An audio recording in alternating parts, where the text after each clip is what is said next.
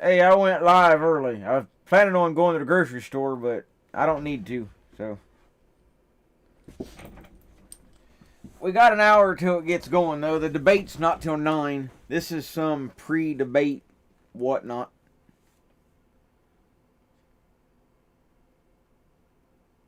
Moderator doesn't control the microphones. Huh.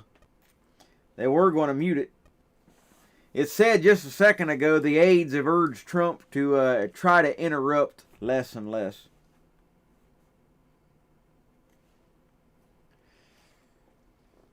But I hope y'all ain't busy Saturday afternoon. Trump rally 4 o'clock, and I will be live streaming it. So that will be a treat for everybody, including myself. I had no idea about this until this afternoon. So that'll be fun. Not sure how it'll exactly turn out, but it ought to be good regardless.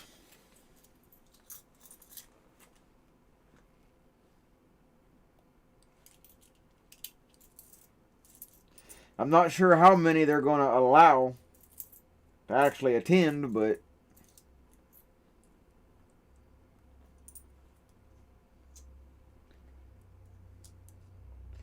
it should be fun though.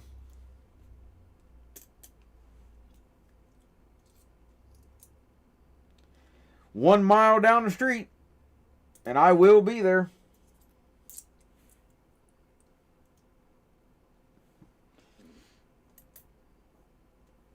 Give me about 10 minutes or so, and I can walk there. It might not even be a full mile, depending on which road I take to get there.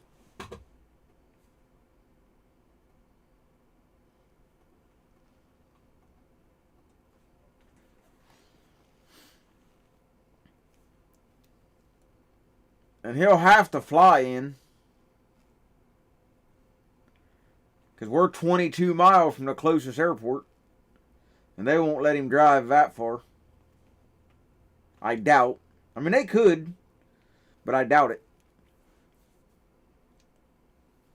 Yeah, I went out to the fairgrounds today where he'll be at, and no security out there right now. They were setting up some grandstands, and I'm not sure if it's going to be inside the main building or over in the lot where I saw them working. It was kind of hard to tell. It didn't say. I'm assuming it'll be outside.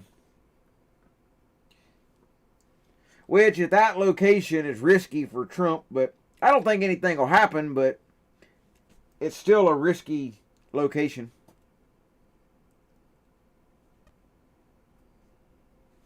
Because our fairgrounds is in town, and the back side of it borders a wooded area and a creek. So, you know, somebody could easily be down there.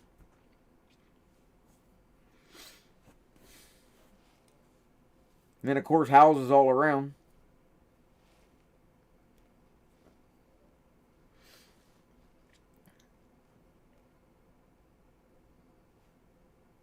Right off the main road.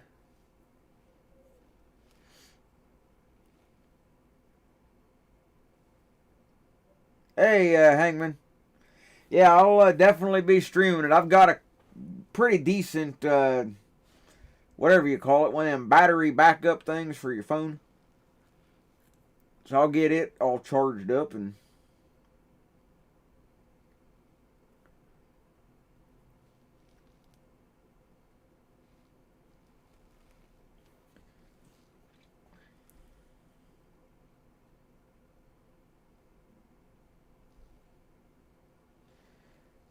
all the mainstream feeds suck, but, you know, it is what it is. Yeah, I don't like NBC at all. That was just the first one I clicked on.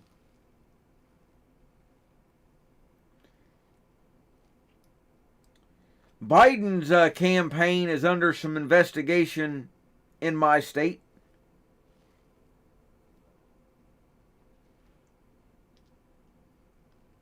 I'm not sure if it's all on him or what, but The way I understood it, they decorated up an Amtrak train, all Biden, on the outside campaigning. And Amtrak, from what I gather, is a public utility. So they're not allowed to do that.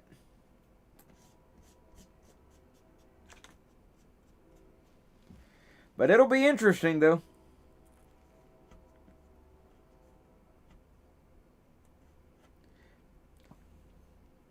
Yeah, Trump will win the debate. I mean, I supposedly his aides told him to calm down, like not interrupt as much and whatnot. But I mean, you can say what you want, but regardless of it being Trump or Biden or anybody else, when you're treated that way during a debate, if he didn't interrupt and speak out, he wouldn't have got a word in. He was debating Biden and Wallace. More Wallace than anything. So, it is what it is.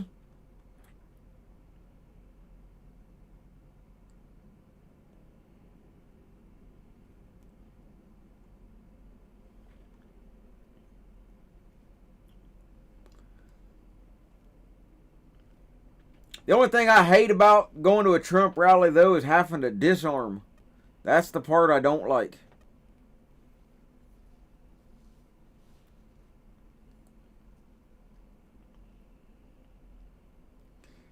They're not doing that, Tony. They stopped that.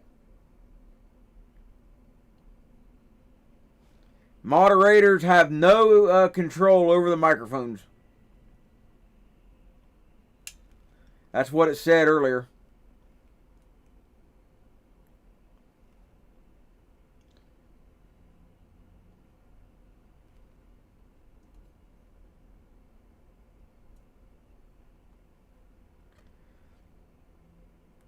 So I don't know if that means nobody has control or, somebody else might. I don't know, but moderator doesn't. That much I do know.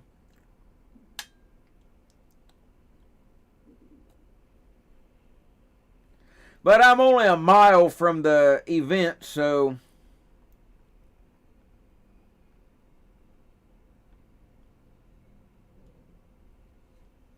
Hey, you're welcome. But, like I say, I hate going somewhere where there's a potential for crap to hit the fan and having to be unarmed, but I'm only a mile from the house, so...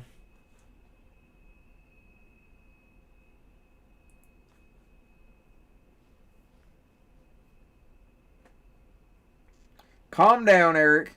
You've only got 4 more years to put up with him, so calm down.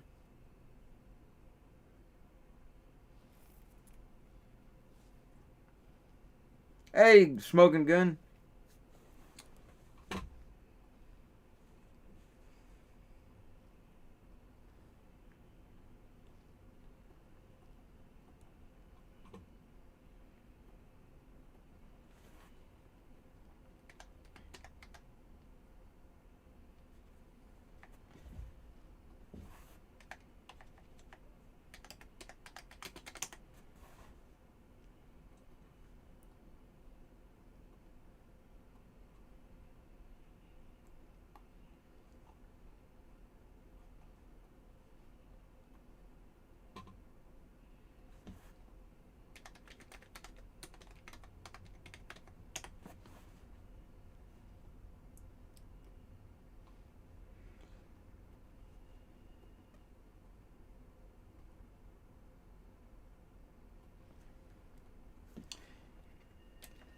If anybody wants to help me out, if you can, I could really use it, and I always appreciate it.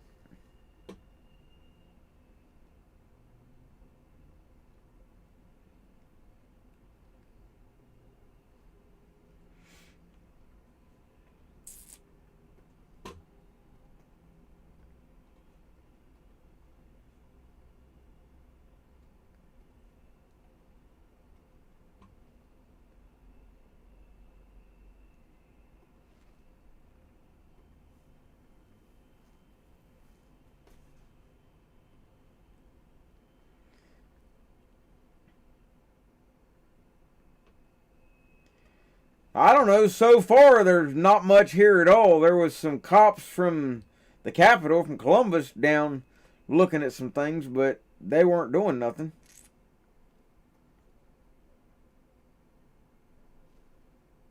I mean, I drove right through. I mean, we went right on through where they're setting everything up. Nothing is blocked off right now.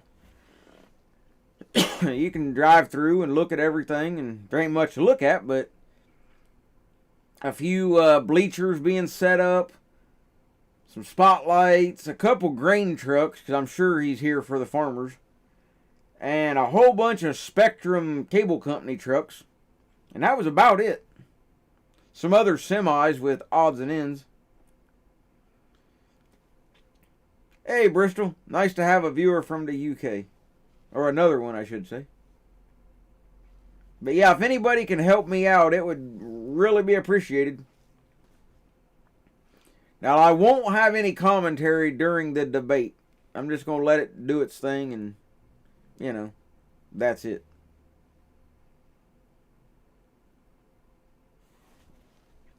I will play a song, though, before we get going here. Nothing like crazy or anything. Not some of the other stuff. But, cool song, though.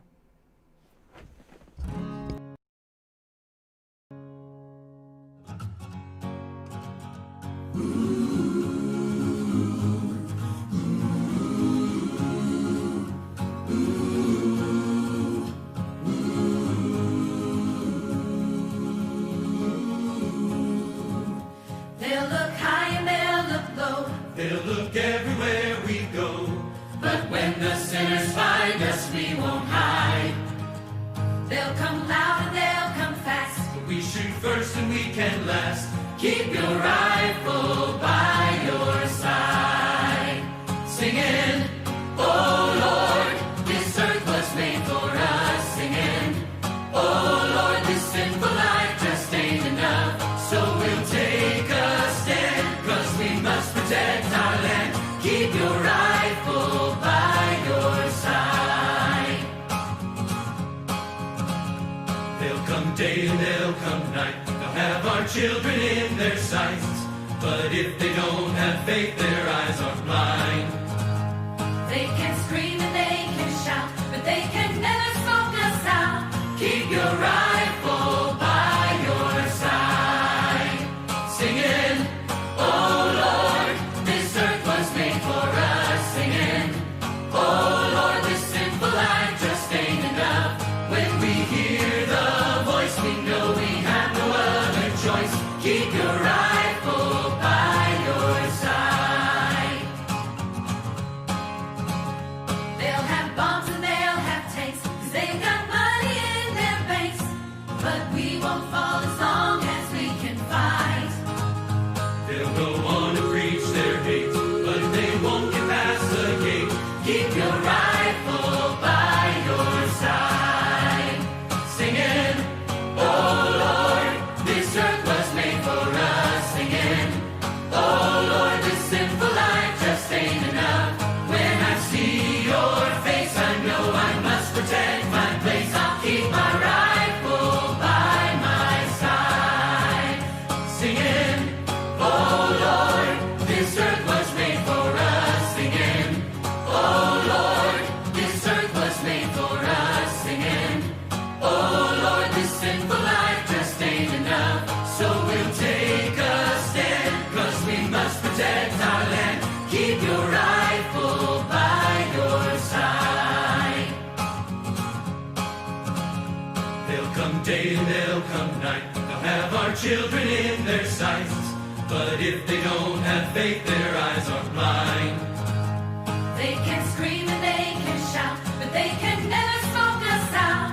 Keep your rifle by your side, singing, oh Lord, this earth was made for us. Singing, oh Lord, this sinful life just ain't enough. When we hear the voice, we know we have no other choice. Keep your rifle by your side. They'll have bombs and they'll have tanks, 'cause they've got money in their banks.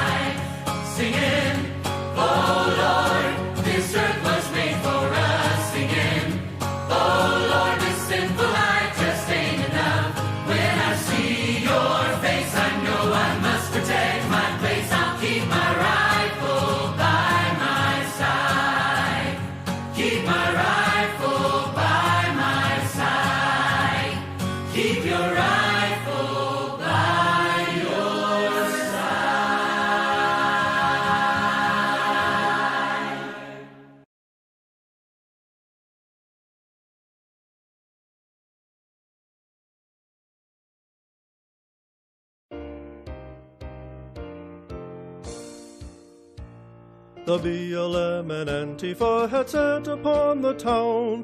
They called it peaceful protest as they burned shit to the ground. A young man watching slapped his mag and chambered his first round. They ain't gonna loot no more. Glory, glory, hallelujah. Glory, glory, hallelujah. Glory, glory, hallelujah. They ain't gonna loot no more. A manlet wigger douchebag screamed aloud, "Shoot me, nigga!" The patriot he bothered kept his finger off the trigger. The wigger's words became his shovel and his own grave digger. They ain't gonna loot no more. The wigger saw the young man and went to invade his space. The young man backed away, but it was clear he'd lose this race. He swung the barrel up and unloaded it right in his face. They ain't gonna loot no more. He tried to get away, but they just knocked him to the ground. A group of lefty cowards hit the young man while he's down. He'd had enough of this shit, so he swung his barrel round. They ain't gonna loot no more. Glory, glory, hallelujah. Glory, glory, hallelujah. Glory, glory, hallelujah. They ain't gonna loot no more. A faggot with a skateboard tried to take his gun away. His effort was rewarded by this made his final day. I hope there's soy in hell, he thought as he staggered away. They ain't gonna loot no more. Glory, glory, hallelujah. Glory, glory, hallelujah. Glory, glory, hallelujah. They ain't gonna loot no more. A soy boy faked surrender and then tried to do him harm. The young man responded calmly, blowing off half his arm. This isn't Call of Duty, soy boy found with great alarm. They ain't gonna loot no more. Glory, glory, hallelujah. Glory, glory, hallelujah. Glory, glory, hallelujah. They ain't gonna loot no more.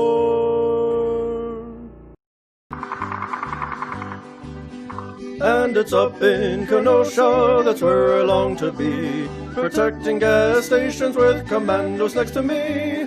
A comrade on me left, another one on me right, and a couple mags of ammo for me little Armalite.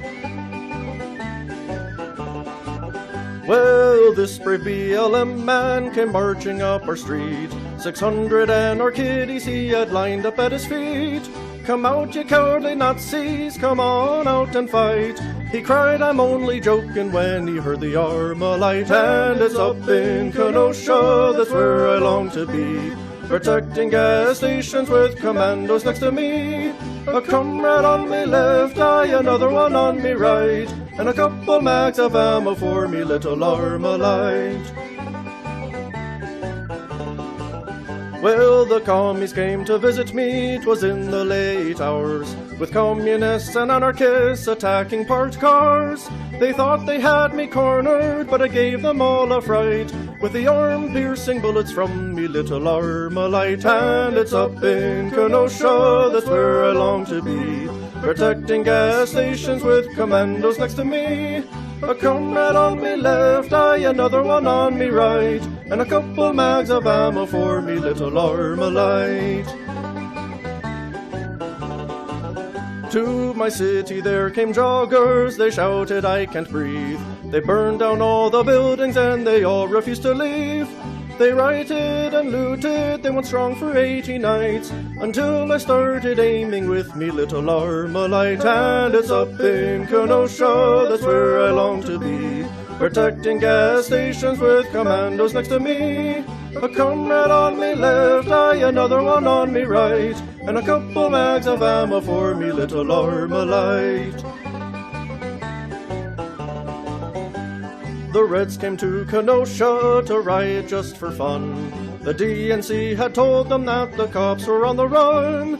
But communists and primates, while on a jog at night, say, remember Kyle Slaughter and the bloody Armalite. And it's up in Kenosha, that's where I long to be, protecting gas stations with commandos next to me. A comrade on me left, another one on me right, and a couple mags of ammo for me little Armalite.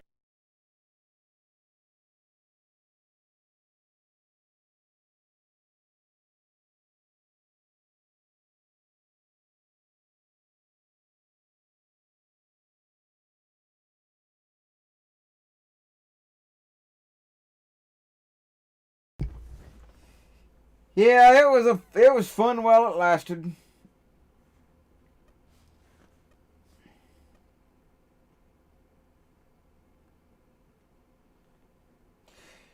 You know, as much as we ragged on Dan all the time, you know, he did try to keep the show on the air.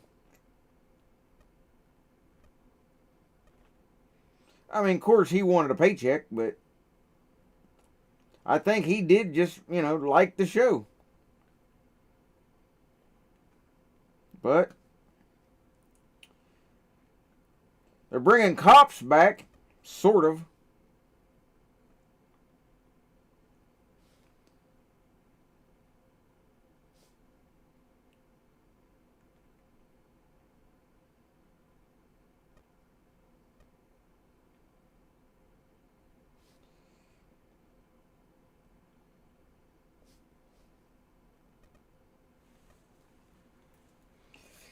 Yeah, it was his show, yeah. He tried.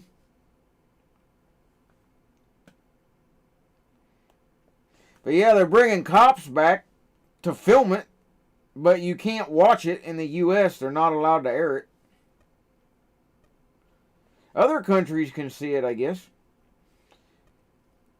So maybe one of these days I'll have to see when they get going again, if I can find it and download me a VPN or something.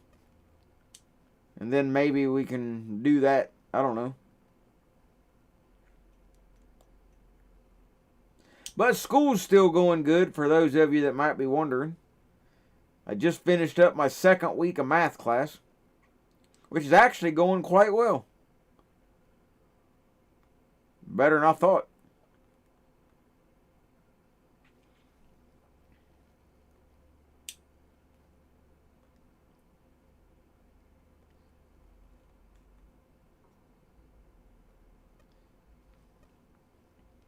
Even though we're going on the third week of class, I'm still the only student fully registered for the class. Kind of weird.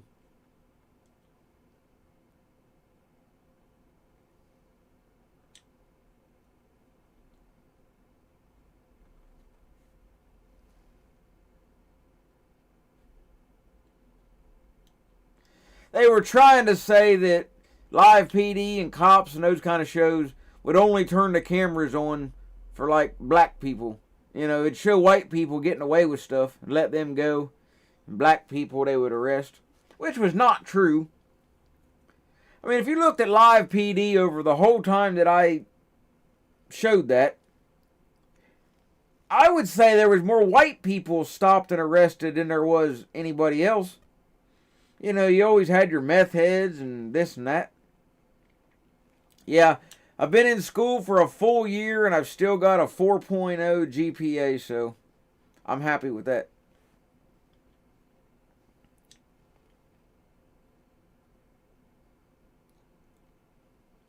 I will say about math, though, which was never my best subject, but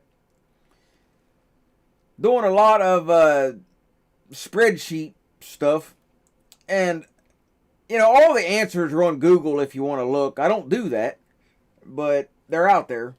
But I did one of them, and it just seemed too easy. So I was like, you know, this can't be right. So I did look that one up to check my answers. Well, the site I went to said I was wrong. So I spent at least an hour or more trying to figure out, well, how did they get the answer they got, and why is mine supposedly wrong? Couldn't figure it out. So I looked on a couple other sites and come to find out the first homework site I went to, they were wrong. Not me. I was correct. So I wasted a whole hour or so, but what I like to do as far as math is concerned is not Google the exact problem, like word problems. You can Google it, but change the numbers. That way it'll still show me how to do it, but not the exact question. Because if you're going to cheat, there's no sense in being in the class. You might as well not even go to school.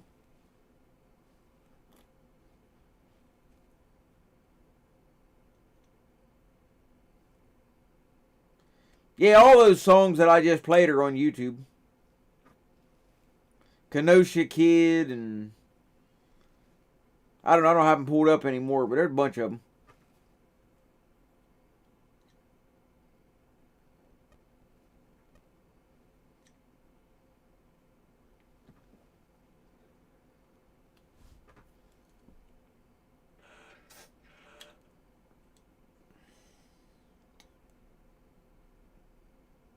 Yeah, that's for sure.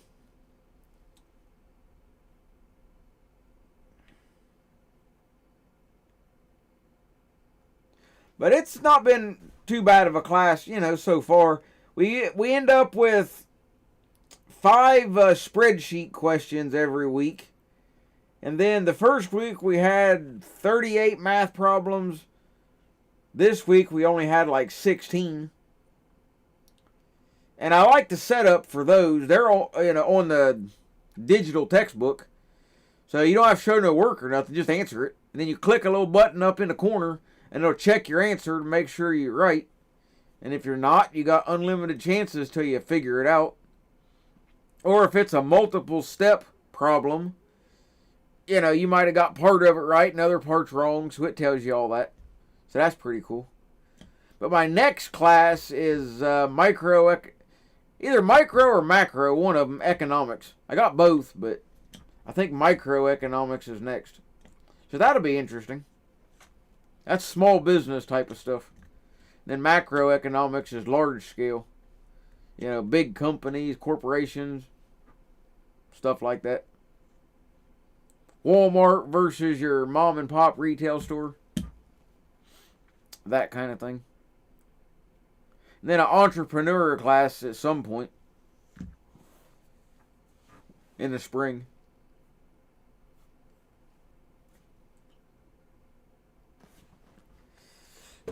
But yeah, everything's doing all right, for now.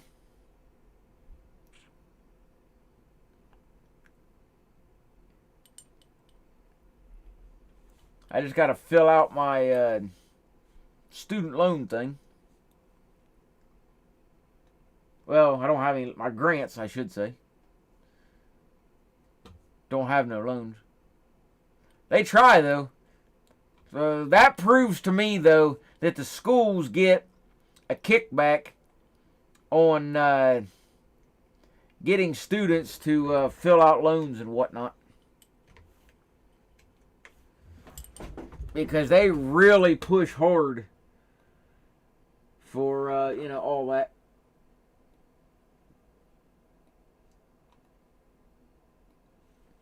Because they've tried their best to get me to take loans and this and that, and I'm like, no, I'm not going to do it. They wanted me to take a full student loan earlier in the year because of a chance that I might owe $20 at the end of a semester. I'm not going to take a $40,000 loan because I might have to pay $20. I ain't like federal government. That's how they are.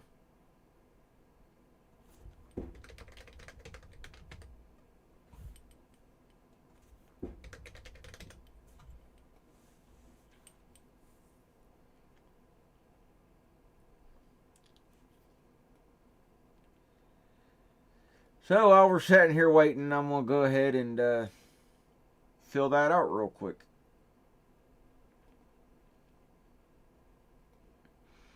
basically just verifying stuff.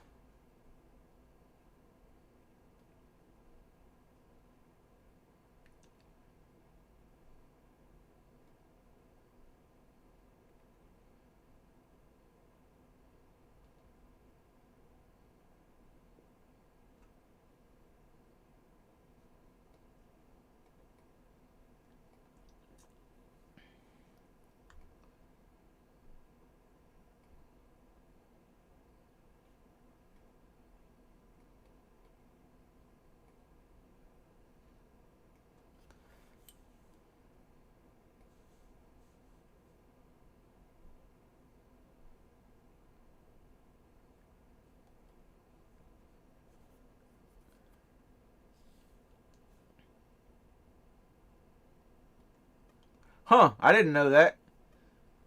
If you ever got federal student aid and got convicted of a drug crime, you can no longer get student aid anymore. That's interesting.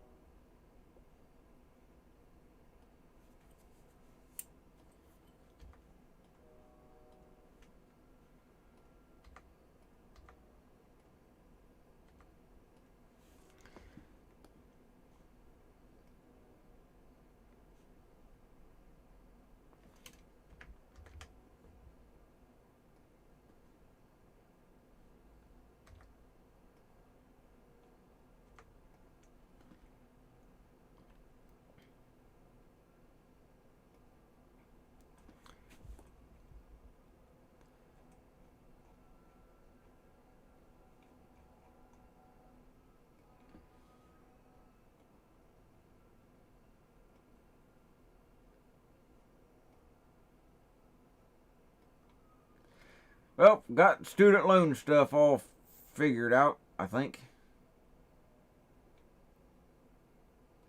Well, this sucks.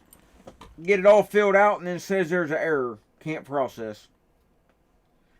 That's technology for you.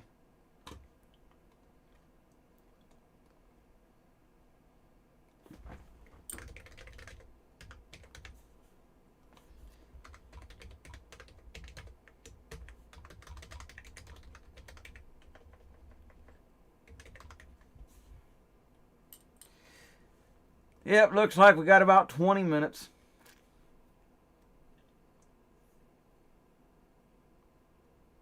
Okay, I guess it did go through. So how has it been for everybody, in your area? You've had a lot of COVID cases or know anybody that died or whatever? Had 2 die on my street so far. One had COPD. Not sure about the other one, but I know she had a lot of issues. That was still a screwed up situation, though. The lady, colored lady, she was on home health. Had a home health aide. Well, the home health aide got sick and went and got tested by herself, not, through her job.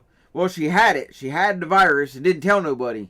So she died and infected the lady up the road and killed her too. So that was pretty screwed up.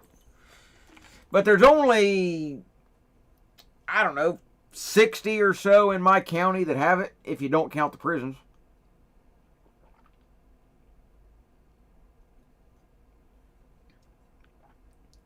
Oh, okay there, Momo. But yeah, it's the problem here is, I think, more than anything, is our governor, which he needs to fired, but nonetheless, he was a one of them germaphobes growing up, always sick, and all that, scared to death that he's gonna catch everything. So that's got a lot to do with it. Plus, you can just look at him and tell that he's like, the kid in school that always got picked on, and then they make him hall monitor, and he thinks he's like Hitler, One of them kind. That's the best way I can describe him. Now, the other day, he was asked, I think it was Tuesday, during press conference. The question was, will you force everybody to take a vaccine or allow businesses to refuse people if they haven't been vaccinated? Well, he answered the first part and said, no, I'm not going to force everybody to take the vaccine. But he would not answer the second part about allowing businesses to refuse you. So I don't know how that'll go, but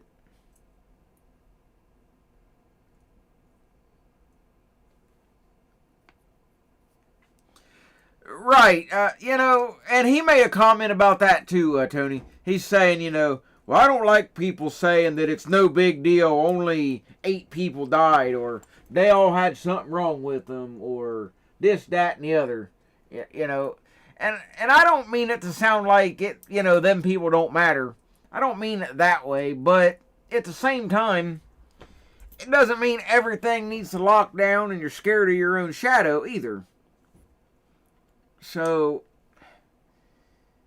there's a risk with everything. I mean, how many thousands of people nationwide probably die of a car wreck, every day?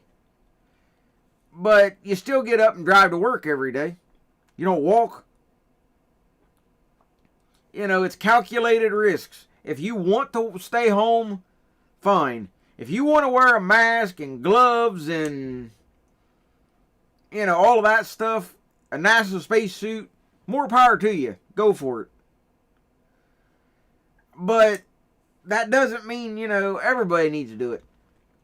And he did make a comment as well saying that now all labs statewide have to submit all information to the state. Not just how many people got it, but how many didn't have it, how many tests you done altogether, how many were false positives. Now they want all the data. He said he wants reliable data. So, which tells me everything he's got so far ain't been worth 2 cents, but I mean, it's bad when we still don't have an acting health director in the state because nobody wants it. Nobody wants to work for that dork.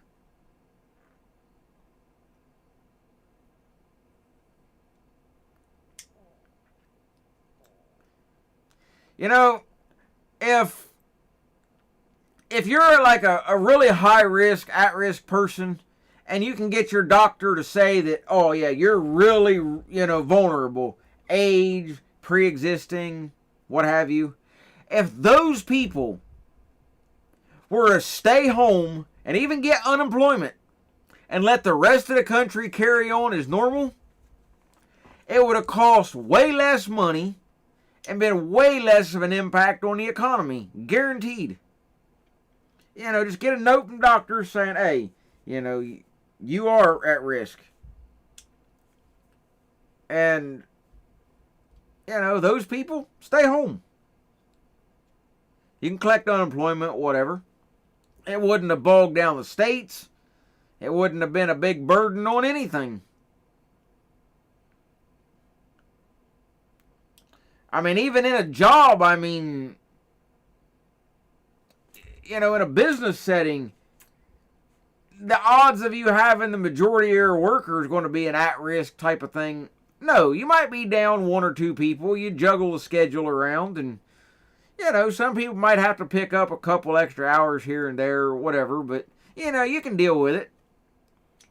So, that's kind of my thoughts. Oh, a lot of you have probably heard this before, but it's still interesting, and it kind of blows my mind every time I make it. But the lady that runs the coffee shop that I go to, she's a nice woman. Well, they're all nice up there as far as that goes. But we were talking yesterday, and I like to cook, bake. I'm not the best at it, but I like it anyhow. And I mentioned to her about ice cream bread. And she wanted me to make some, so I did.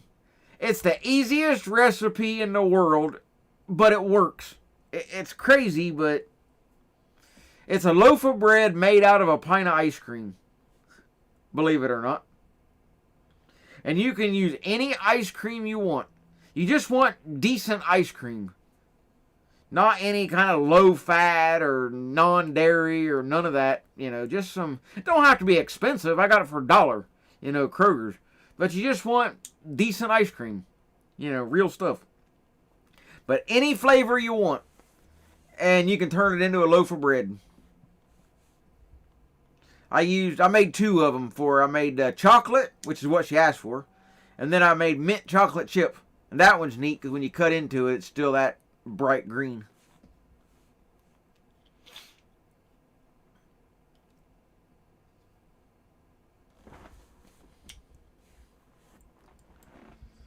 So that's a fun recipe to make. Be fun if you had kids too. Let them make it because there's nothing to it. But I think, anybody would enjoy it though. It's just something fun to make. And it's just weird when it works. And there's only 2 ingredients in the whole entire recipe. That's the pint of ice cream. Set it out on the counter, let it melt, or throw it in the microwave if you're impatient, like me. And 1.5 cups of self-rising flour. That's it. You mix them both together, dump it in a greased loaf pan or parchment, whatever. And that's it. You bake it at 350 for about 40 minutes.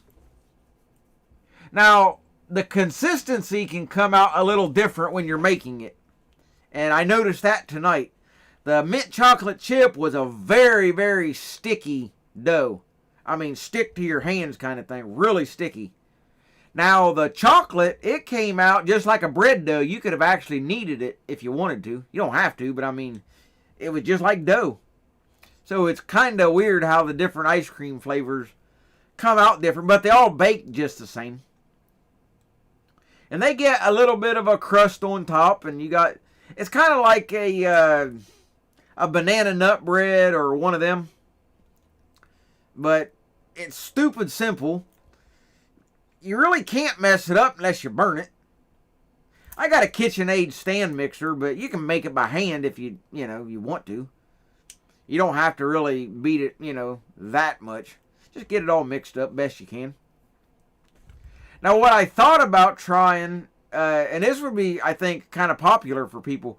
If you got a kid, having birthday, and you want to do something different, get the birthday cake ice cream. And if you wanted to double the recipe, or triple it, or, whatever, you could do that. And you could actually make it like a birthday cake. And it'd be birthday cake, ice cream. And then if you buy an extra container, you could put a scoop of that on top of it, and there you go. Hey, Martin.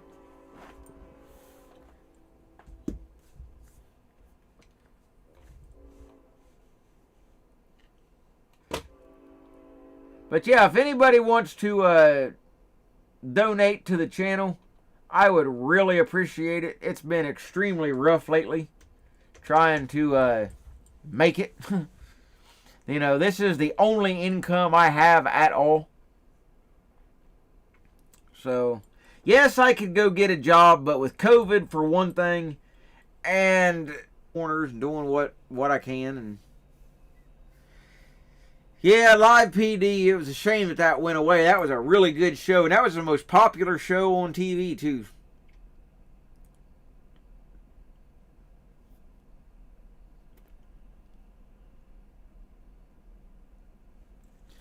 I didn't think it would go away. I thought they would change the format maybe, or try to do something to to please all them leftist nuts, but with as much money that was coming in from that show, I didn't think they'd get rid of it, but they did.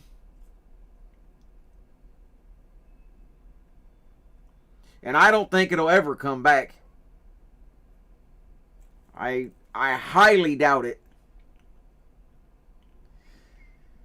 The only way I could see it coming back is if they get somebody new in charge at A&E, or some other network might want it. I mean, maybe. I kind of doubt it, but I guess it's possible. I mean, the show's not illegal. But then you got Cops. I mean, Cops is the craziest one, though. That kind of got me even more than Live PD did, though. Live PD, they canceled it. That was the end of it. I don't agree, but I get it. But Cops, they're still going to have the show. It's just in the United States you can't watch it. I never would have expected that. Well, you're right. They got so much money, it really doesn't matter. No problem. And I will have a stream all night long on election night. I'm not sure what time I'll start, but I'm going to do a very long stream. Probably, my plans are, and you know, they can always change, but my plans are to start streaming maybe an hour or so before, you know, some of the polls start to close. The first polls. You know, that's kind of my plan. And then we'll let it run all night and just watch everything. Meltdowns, bounce around to all the news agencies and watch them do their thing. Just a whole random mix of, you know, whatever's interesting at the moment. You know, I'll keep track of the Twitter feeds to see what people's saying, if they're screaming, crying, moving to Canada, you know, whatever. So make sure on election day you got plenty of snacks and your favorite drinks and kick back and see what happens. Now, we all know that we're not going to have a clear, an actual winner. That's a given. It'll be a while before that, but it'll be interesting. Now, my idiot governor, which he's a rhino, but nonetheless, has already stated that if Trump loses Ohio, but says it was due to fraud, he's not going to help him. Yon. But I'm going to go grab me something to eat real quick, guys. I'm going to turn the audio back on, and we'll watch this debate. And then if anybody wants to stick around a little bit after the debate, we'll chat back and forth and see, you know, what everybody thought. Opinions, this, that, and the other. So I'm going to grab me a bite to eat real quick, and we'll watch it and see how it goes. But again, guys, I appreciate all the support from everybody over all the years I've been doing this streaming stuff. I've got the best chat anywhere online. You know, I'm not even afraid to leave it when we get over 100 people in here at times. You know, you guys are always top notch, so I appreciate it. We may not always agree, but, you know, that's part of life. It's free speech. No personal attacks. And no spam in the chat. And other than that, have at it. Now, if you are attacked by somebody, you got all the right in the world to defend yourself. I will say that. That's been asked to me before. No, if somebody jumps your case, well, defend yourself. You got a right. But I would appreciate it if nobody started anything. But it always can happen. But I'm going to grab me something to eat and watch this circus. America's best-selling brand. Right now, qualified buyers can get $8,000 in total savings on select 2020 Ford F-150 models. Be higher. This is the last time that Donald Trump and Joe Biden together will reach an audience of the kind that we see tonight. Could even be as high as 100 million people. Nothing they can do in the next 12 days will have this kind of effect. So what we hear tonight could have a lot to do with who is going to become president next. 1980, one debate. Ronald Reagan debated Jimmy Carter. There were 10% undecided. The two candidates were just about tied. And Ronald Reagan managed in that debate to convince that 10% that he was presidential. He would not get them involved in a war, as many were worried about. He became not only president that night, but he won by a landslide. Is it a feeling or is it a moment that generally drives these things? In other words, is after 90 minutes you begin to feel a closeness to the candidate, or is it that line, that memorable line that sometimes puts them over the top? It oftentimes, Lester, can be a moment where a candidate disqualifies himself. Second debate between George H.W. Bush and Michael Dukakis, 1988. First question for Bernie Shaw of CNN of Dukakis was, if his wife were raped and murdered, would he support an irrevocable death penalty for the killer? The object of the question was to show Dukakis his humanity. He threw it away, gave a bureaucratic, robotic answer, and a lot of people we now know from polls said, that is not someone I want to see as my president. From that moment on, George H.W. Bush was virtually irrevocably ahead. You're getting a look at our dear friend, Kristen Welker, addressing the crowd in the hall right now. Lester, that's a job you had 4 years ago. Did the job 4 years ago, and I'll tell you something I shared with her, and that is, it's a very lonely moment when you turn your back and you sit there and you look at these very two powerful people and you realize it's, you've done your homework. But you've also watched weeks of people talking about you on cable TV, what you're going to do, what your political leanings are. It's a lonely place. Yeah, and as I mentioned, the stakes are high, but it's a different world, and our politics, unfortunately, have turned where the moderator is often fair game. Kristen Welker has had to withstand some of that in the last few days, but we can say and be a little editorial here. This is our colleague and our friend, and we know that she will do a wonderful job and be fair to both sides. And here she sits down. We'll be back in a few moments, and the debate will be underway in earnest. You're watching NBC News, our coverage of the final presidential debate of the 2020 election cycle.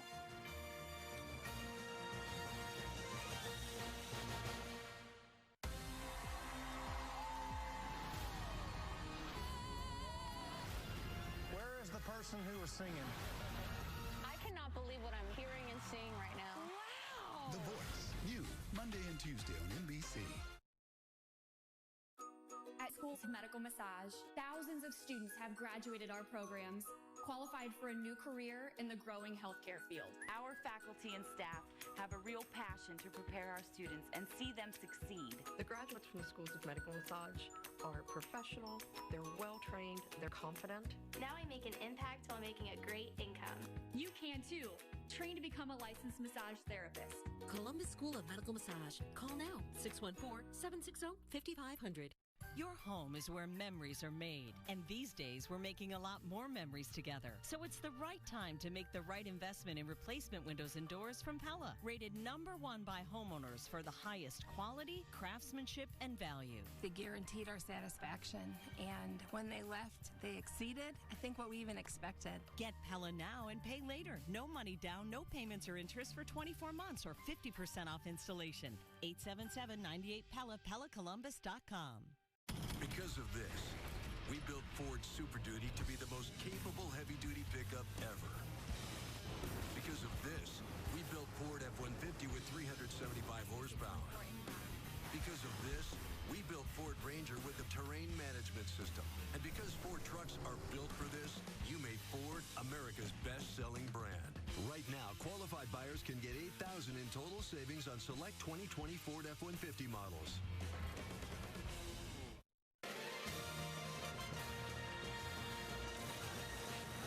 NBC News, the presidential debate. Here are Lester Holt and Savannah Guthrie. Good evening, everyone. Welcome to our coverage of the second and final 2020 presidential debate. Republican incumbent President Donald Trump and his Democratic challenger, former Vice President Joe Biden, are are about to take the stage with the election now just 12 days away. But keep in mind, people have been voting now for weeks in some places. The stakes are higher than ever. Tonight is the best last chance, if you will, for the candidates to make their case to a national audience before Election Day on November 3rd. The candidates are going to face off in just a few moments. We're about 3 minutes away. There's the stage, Belmont University in Nashville, Tennessee. Now, you may remember the first debate. It was filled with interruptions, quite unorthodox. The Commission on Presidential Debates decided then to change the rules a bit.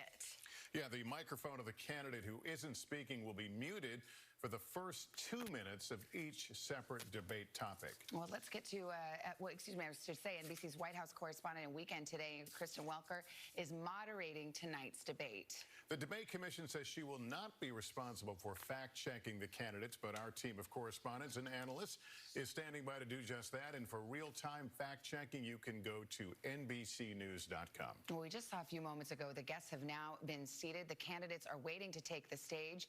Let's get to NBC's chief White House correspondent, Hallie Jackson. She's inside the debate hall. Hallie, set the scene.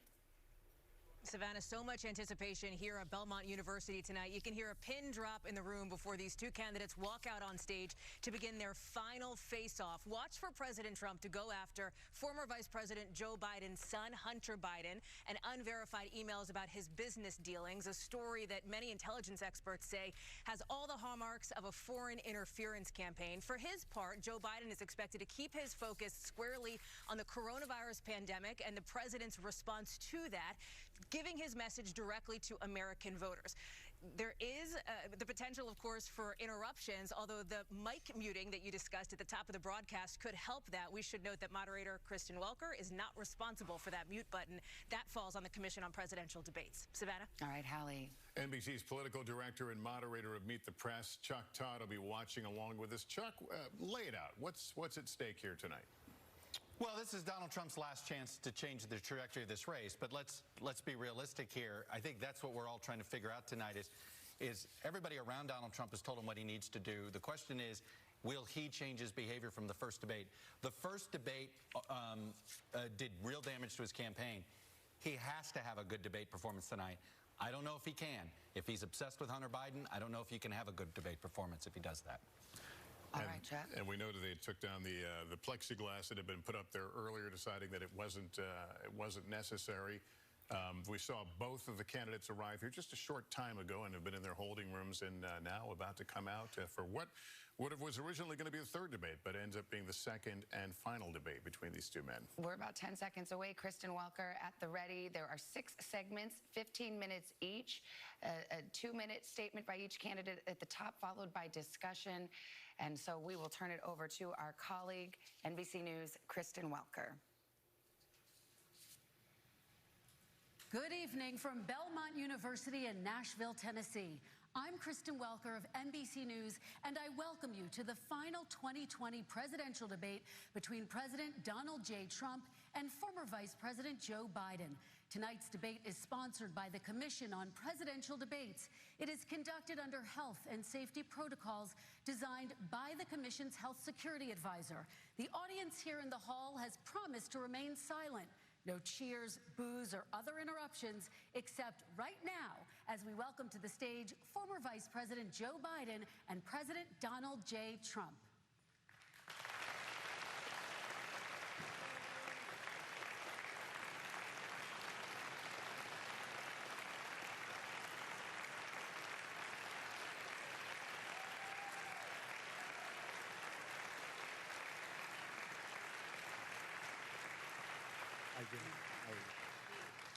And I do want to say a very good evening to both of you. This debate will cover 6 major topics. At the beginning of each section, each candidate will have 2 minutes uninterrupted to answer my first question. The Debate Commission will then turn on their microphone only when it is their turn to answer, and the Commission will turn it off exactly when the 2 minutes have expired.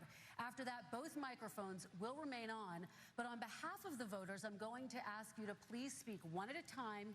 The goal is for you to hear each other and for the American people to hear every word of what you both have to say.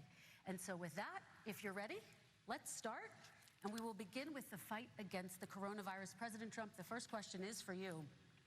The country is heading into a dangerous new phase. More than 40,000 Americans are in the hospital tonight with COVID, including record numbers here in Tennessee. And since the two of you last shared a stage, 16,000 Americans have died from COVID. So please be specific. How would you lead the country during this next stage of the coronavirus crisis? 2 minutes, uninterrupted. So, as you know, 2.2 million people modeled out were expected to die. We closed up the greatest economy in the world in order to fight this horrible disease that came from China. It's a worldwide pandemic. It's all over the world. You see the spikes in Europe and many other places right now. If you notice, the mortality rate is down 85%. The excess mortality rate is way down and much lower than almost any other country.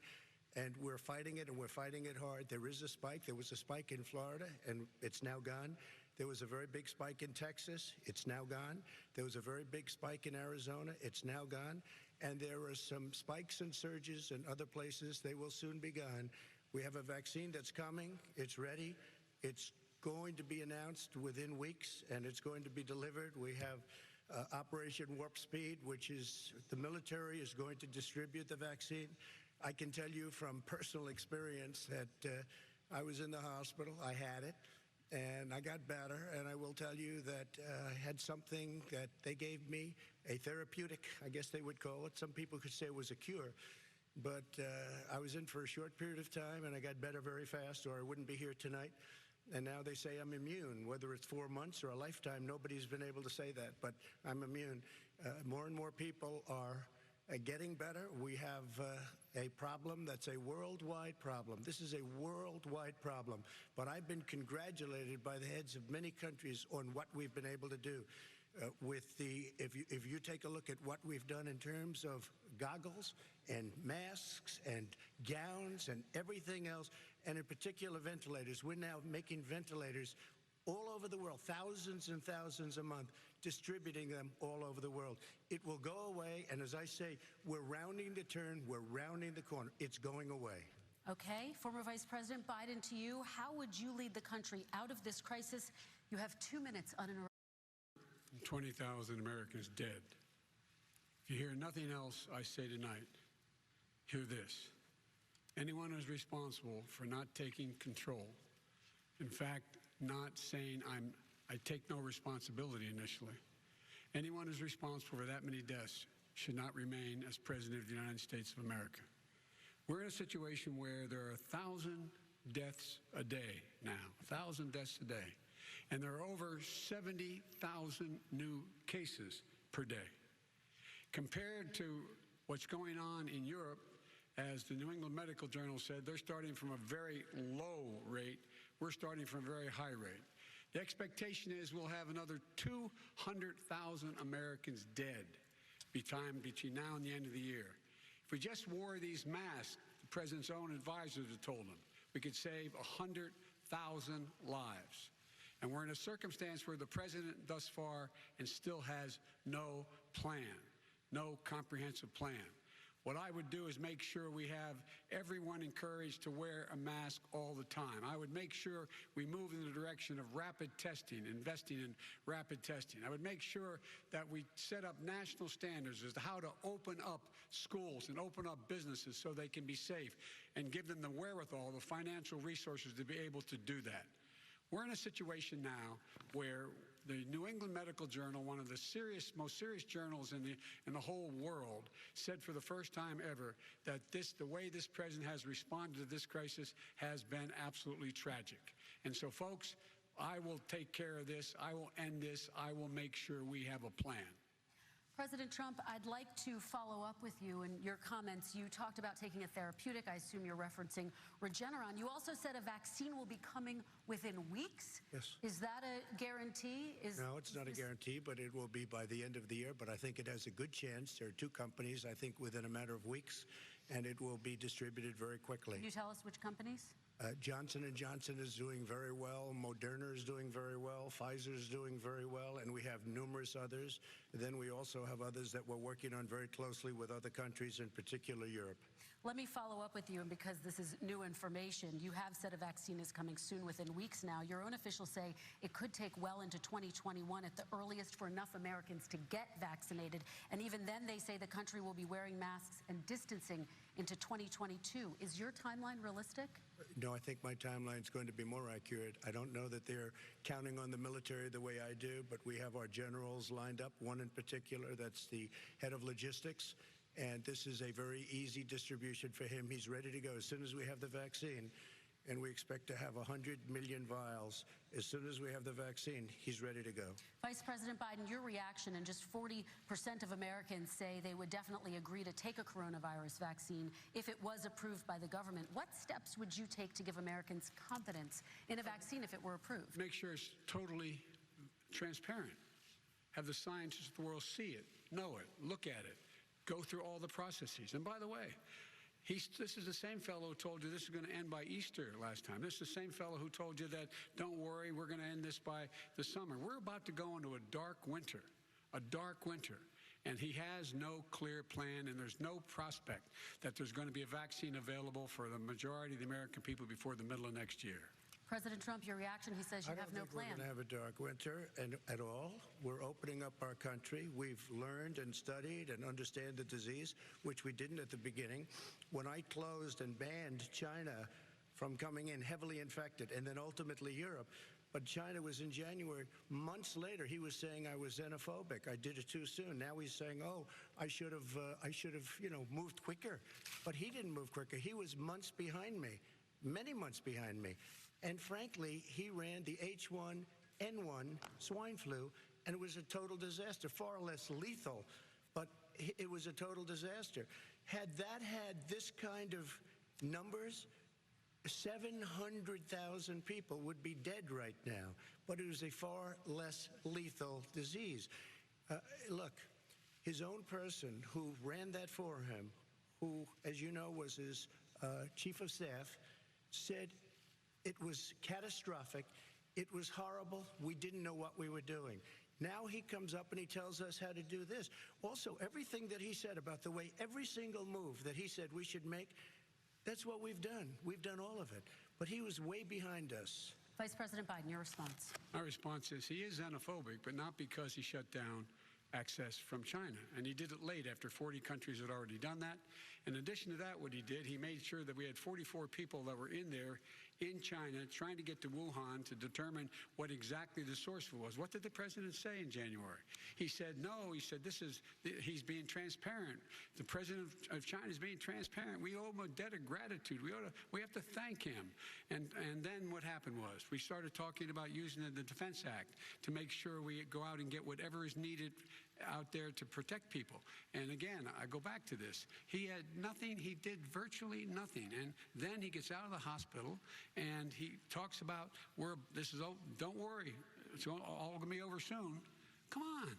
There's not another serious scientist in the world who thinks it's going to be over soon. President Trump, your reaction? I say over soon. I say we're learning to live with it. We have no choice. We can't lock ourselves up in a basement like Joe does. He has the ability to lock himself up. I don't know. He's obviously made a lot of money someplace, but he has this thing about living in a basement. People can't do that. By the way, I, as the president, couldn't do that. I'd love to put myself in the basement or in a beautiful room in the White House and go away for a year and a half until it disappears.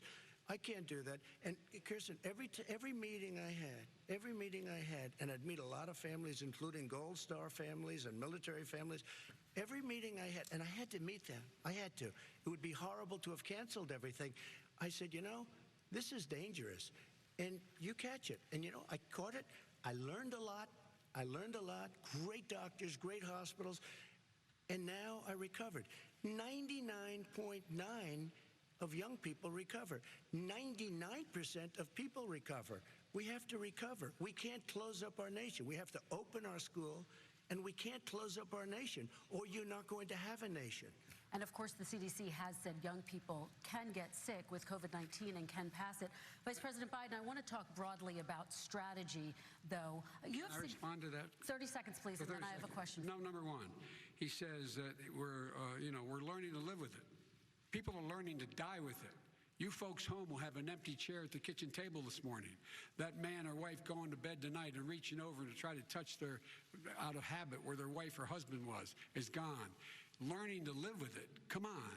We're dying with it because he's never said, you said it's dangerous. When's the last time? Is it really dangerous still? Are we dangerous? You tell the people it's dangerous now? What should they do about the danger? And you say, I take no responsibility. Let me talk about your two. Excuse me, I take full responsibility. It's not my fault that it came here. It's China's fault. And you know what? It's not Joe's fault that it came here either. It's China's fault. They kept it from going into the rest of China for the most part, but they didn't keep it from coming out to the world, including Europe and ourselves. Vice President Biden. The fact is that when we knew it was coming, when it hit, what happened? What did the president say? He said, don't worry, it's going to go away. Be gone by Easter. Don't worry. The warm weather. Don't worry. Maybe inject bleach. He said he was kidding when he said that, but a lot of people thought it was serious. A whole range of things the president has said. Even today, he thinks we are in control. We're about to lose 200,000 more people. President Trump. Look, perhaps just to finish this, I was kidding on that, but just to finish this, when I closed, he said I shouldn't have closed. And that went on for months. Nancy Pelosi said the same thing. She was dancing on the streets in Chinatown in San Francisco. But when I closed, he said, this is a terrible thing. You're xenophobic. I think he called me racist even. And because I was closing it to China. Now he says I should have closed it earlier. It just, Joe, it doesn't work. I didn't say either of those things. You certainly did. You certainly did. I talked about a xenophobia in a different context. It wasn't about closing the border to Chinese coming to the United States. All right, I want to talk about both of your different strategies to handle. He thought I shouldn't have closed the border. Well, that's obvious. Do you want to respond to that quickly, Vice President Biden? Okay. Let's talk about your different strategies toward dealing with this. Mr. Vice President, you suggested you would support new shutdowns if scientists recommended it. What do you say to Americans who are fearful that the cost of shutdowns, the impact on the economy, the higher rates of hunger, depression, domestic and substance abuse outweighs the risk of exposure to the virus? What I would say is I'm going to shut down the virus, not the country. It's his ineptitude that caused the country to have to shut down in large part. Why businesses have gone under, why schools are closed, why so many people have lost their living, and why they're concerned. Those other concerns are real. That's why he should have been, instead of in a sand trap in a golf course, he should have been negotiating with Nancy Pelosi and the rest of the Democrats and Republicans about what to do about the acts they were passing for billions of dollars to make sure people had the capacity. But you haven't ruled out more shutdowns. Well, no, I'm not shutting down the name, but there are, look, you need standards. The standard is if you have a reproduction rate in a community that's above a certain level, everybody says, slow up, more social distancing, do not open bars and do not open gymnasiums, do not open until you get this under control, under more control. But when you do open, give the people the capacity to be able to open and have the capacity to do it safely. For example, schools. Schools, they need a lot of money to open. They need to deal with ventilation systems. They need to deal with smaller classes, more teachers, more pods. And he's refused to support that money, or at least up to now. Let's talk about schools. President Trump, I think we have to respond, if I might. Please, and then I have a follow-up. Thank you, and I appreciate that. Look, all he does is talk about shutdowns, but forget about him. His Democrat governors, Cuomo in New York, you look at what's going on in California, you look at Pennsylvania, North Carolina, Democrats all, they're shut down so tight, and they're dying. They're dying. And he supports all these people. All he talks about is shutdowns. No, we're not going to shut down, and we have to open our schools. And it's like, as an example, I have a young son. He also tested positive. By the time I spoke to the doctor the second time, he was fine. It just went away.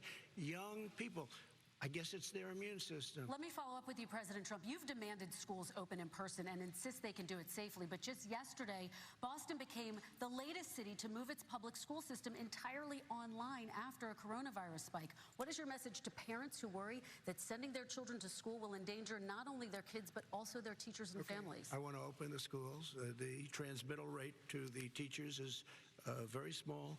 But I want to open the schools. We have to open our country. We're not going to have a country.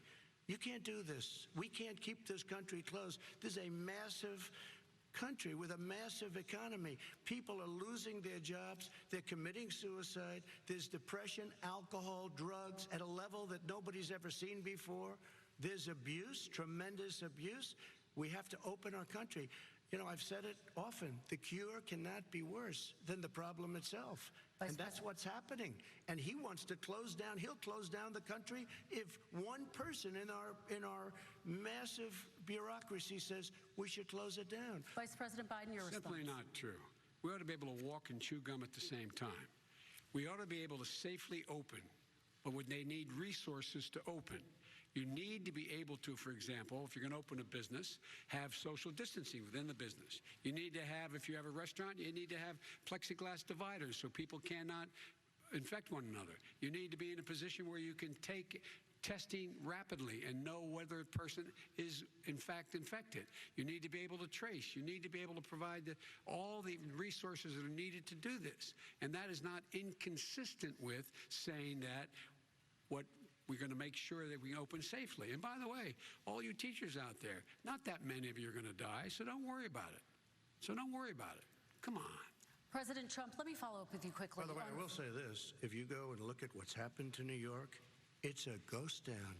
It's a ghost town. And when you talk about plexiglass, these are restaurants that are dying. These are businesses with no money. Putting up plexiglass is unbelievably expensive, and it's not the answer. I mean, you're going to sit there in a cubicle wrapped around with plastic. These are businesses that are dying, Joe. You can't do that to people. You just can't. Take a look at New York and what's happened to my wonderful city for so many years. I loved it. It was vibrant. It's dying. Everyone's leaving New York. Take a look at what New York has done in terms of turning the curve down in terms of the number of people dying. And I don't look at this in terms of the way he does. Blue states and red states. They're all the United States. And look at the states that are having such a spike in the coronavirus. They're the red states. They're the states in the Midwest. They're the states in the upper Midwest. That's where the spike is occurring significantly. But they're all Americans. They're all Americans. And what we have to do is say, wear these masks, number one. Make sure we get the help that the businesses need that has money's already been passed to do that. It's been out there since the beginning of the summer, and nothing's happened. President, New York has lost more than 40,000 people, 11,000 people in nursing homes. President Trump, what about... When you say spike, take a look at what's happening in Pennsylvania, where they've had it closed. Take a look at what's happening with your friend in Michigan, where her husband's the only one allowed to do anything. It's been like a prison. Now, it was just ruled unconstitutional. Take a look at North Carolina. They're having spikes, and they've been closed, and they're getting killed financially. We can't let that happen, Joe. You can't let that happen. We have to open up. And we understand the disease. We have to protect our seniors. We have to protect our elderly. We have to protect especially our seniors with heart problems and diabetes problems. And we will protect them. We have the best testing in the world by far. That's why we have so many cases. Let me follow up with you before we move on to our next section. President Trump, this week you called Dr. Anthony Fauci, the nation's best-known infectious disease expert, quote, a disaster. You described him and other medical experts as, quote, idiots. If you're not listening to them, who are you listening to? I'm listening to all of them, including Anthony. I get along very well with Anthony. But he did say, don't wear masks. He did say, as you know, this is not going to be a problem. I think he's a Democrat, but that's okay. He said this is not going to be a problem. We are not going to have a problem at all. When Joe says that, I said, Anthony Fauci said, and others, and many others, and I'm not knocking him a lot. Nobody knew. Look, nobody knew what this thing was. Nobody knew where it was coming from, what it was. We've learned a lot. But Anthony said, don't wear masks. Now he wants to wear masks. Anthony also said, if you look back, exact words, here's his exact words. This is no problem. This is going to go away soon. So he's allowed to make mistakes. He happens to be a good person. Vice President Biden, your response quickly, and then we're going to move on to the next section. My response is that think about what the president knew in January and didn't tell the American people. He was told this was a serious virus that spread in the air, and it was much worse than the flu. He went on record and said to one of your colleagues, recorded, that in fact he knew how dangerous it was, but he didn't want to tell us. He didn't want to tell us because he didn't want us to panic. He didn't want us. Americans don't panic. He panicked. But guess what? In the meantime, we found out in the New York Times the other day that, in fact, his folks went to Wall Street and said this is a really dangerous thing. And a memo out of that meeting, not from his administration, but from some of the brokers, said sell short because we got to get moving. It's a dangerous problem. Well, this is I'm going to give you 30 seconds to respond, and then we're going to move on. I don't know. Somebody went to Wall Street. You're the one that takes all the money from Wall Street. I don't take it. Joe, you have raised a lot of money, tremendous amounts of money. And every time you raise money, deals are made, Joe. I could raise so much more money. As president and as somebody that knows most of those people, I could call the heads of Wall Street, the heads of every company in America. I would blow away every record, but I don't want to do that because it puts me in a bad position. And then you bring up Wall Street. You shouldn't be bringing up Wall Street because you're the one that takes the money from Wall Street, not me. I could blow away your records that, like you wouldn't believe. We don't need money. We have plenty of money. In fact, we beat Hillary Clinton with a tiny fraction of the money that she was able to. All right, gentlemen, we're going to move on. Average contribution, $43. All right, we're going to move on to our next section, which is national security. And I do want to start with the security of our elections and some breaking news from overnight. Just last night, top intelligence officials confirmed again that both Russia and Iran are working to influence this election. Both countries have obtained U.S. voter registration information, these officials say, and Iran sent intimidating messages to Florida voters. This question goes to you, Mr. Vice President. What would you do to put an end to this threat? You have 2 minutes uninterrupted. I made it clear, and I ask everyone else to take the pledge. I made it clear that any country, no matter who it is, that interferes in American elections will pay a price. They will pay a price. And it's been overwhelmingly clear this election, I won't even get into the last one, this election, that Russia has been involved, China has been involved to some degree, and now we learn that Iran is involved. They will pay a price if I'm elected. They're interfering with American sovereignty. That's what's going on right now. They're interfering with American sovereignty. And to the best of my knowledge, I don't think the president said anything to Putin about it. I don't think he's stalking them a lot. I don't think he said a word. I don't know why he hadn't said a word to Putin about it. And I don't know what he has recently said, if anything, to the Iranians. My guess is he'd probably be more outspoken with regard to the Iranians. But the point is this, folks. We are in a situation where we have foreign countries trying to interfere in the outcome of our election. His own national security advisor told him that what is happening with his buddy, I will. His buddy, Rudy Giuliani, he's being used as a Russian pawn. He's being fed information that is Russian, that is not true. And then what happens? Nothing happens. And then you find out that everything that's going on here about Russia is wanting to make sure that I do not get elected the next president of the United States because they know I know them and they know me. I don't understand why this president is unwilling to take on Putin when he's actually paying bounties to kill American soldiers in Afghanistan, when he's engaged in activities that are trying to destabilize all of NATO. I don't know why he doesn't do it, but it's worth asking the question, why isn't that being done? Any country that interferes with us will, in fact, pay a price because they're affecting our sovereignty.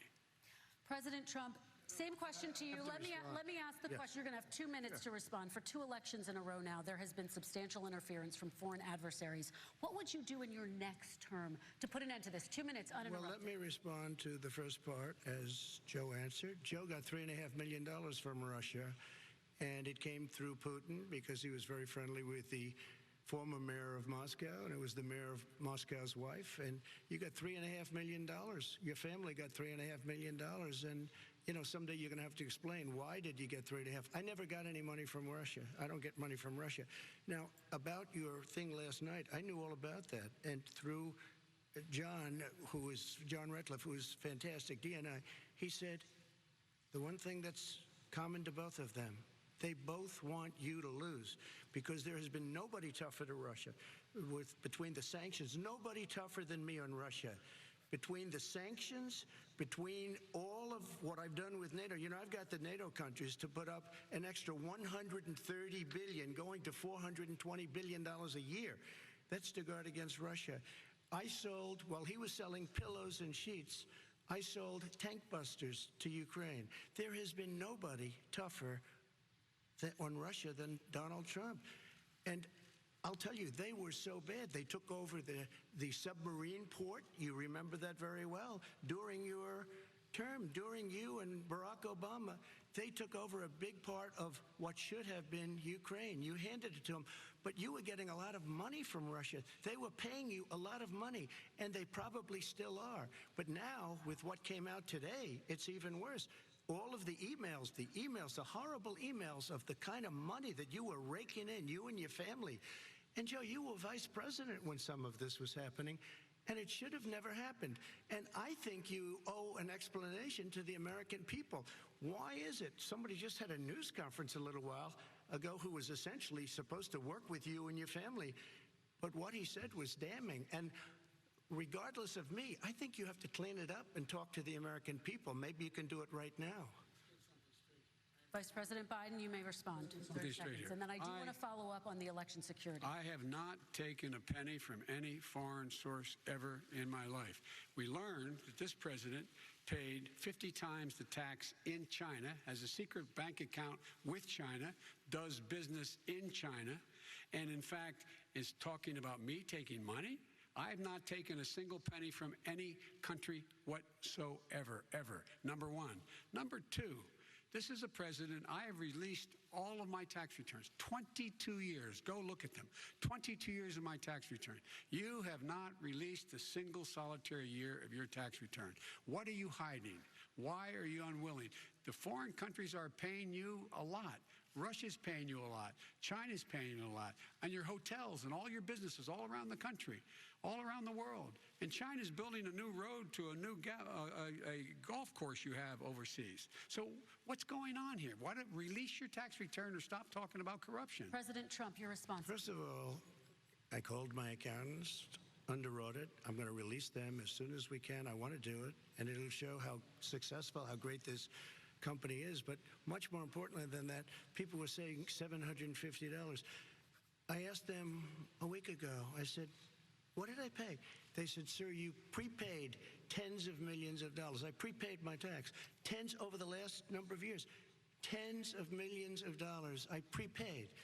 Because at some point they think it's an estimate. They think I may have to pay tax. So I already prepaid it. Nobody told me that. Did your accountant Nobody tell told you you that. Excuse me. And it wasn't written whenever they write this. They keep talking about $750, which I think is a filing fee.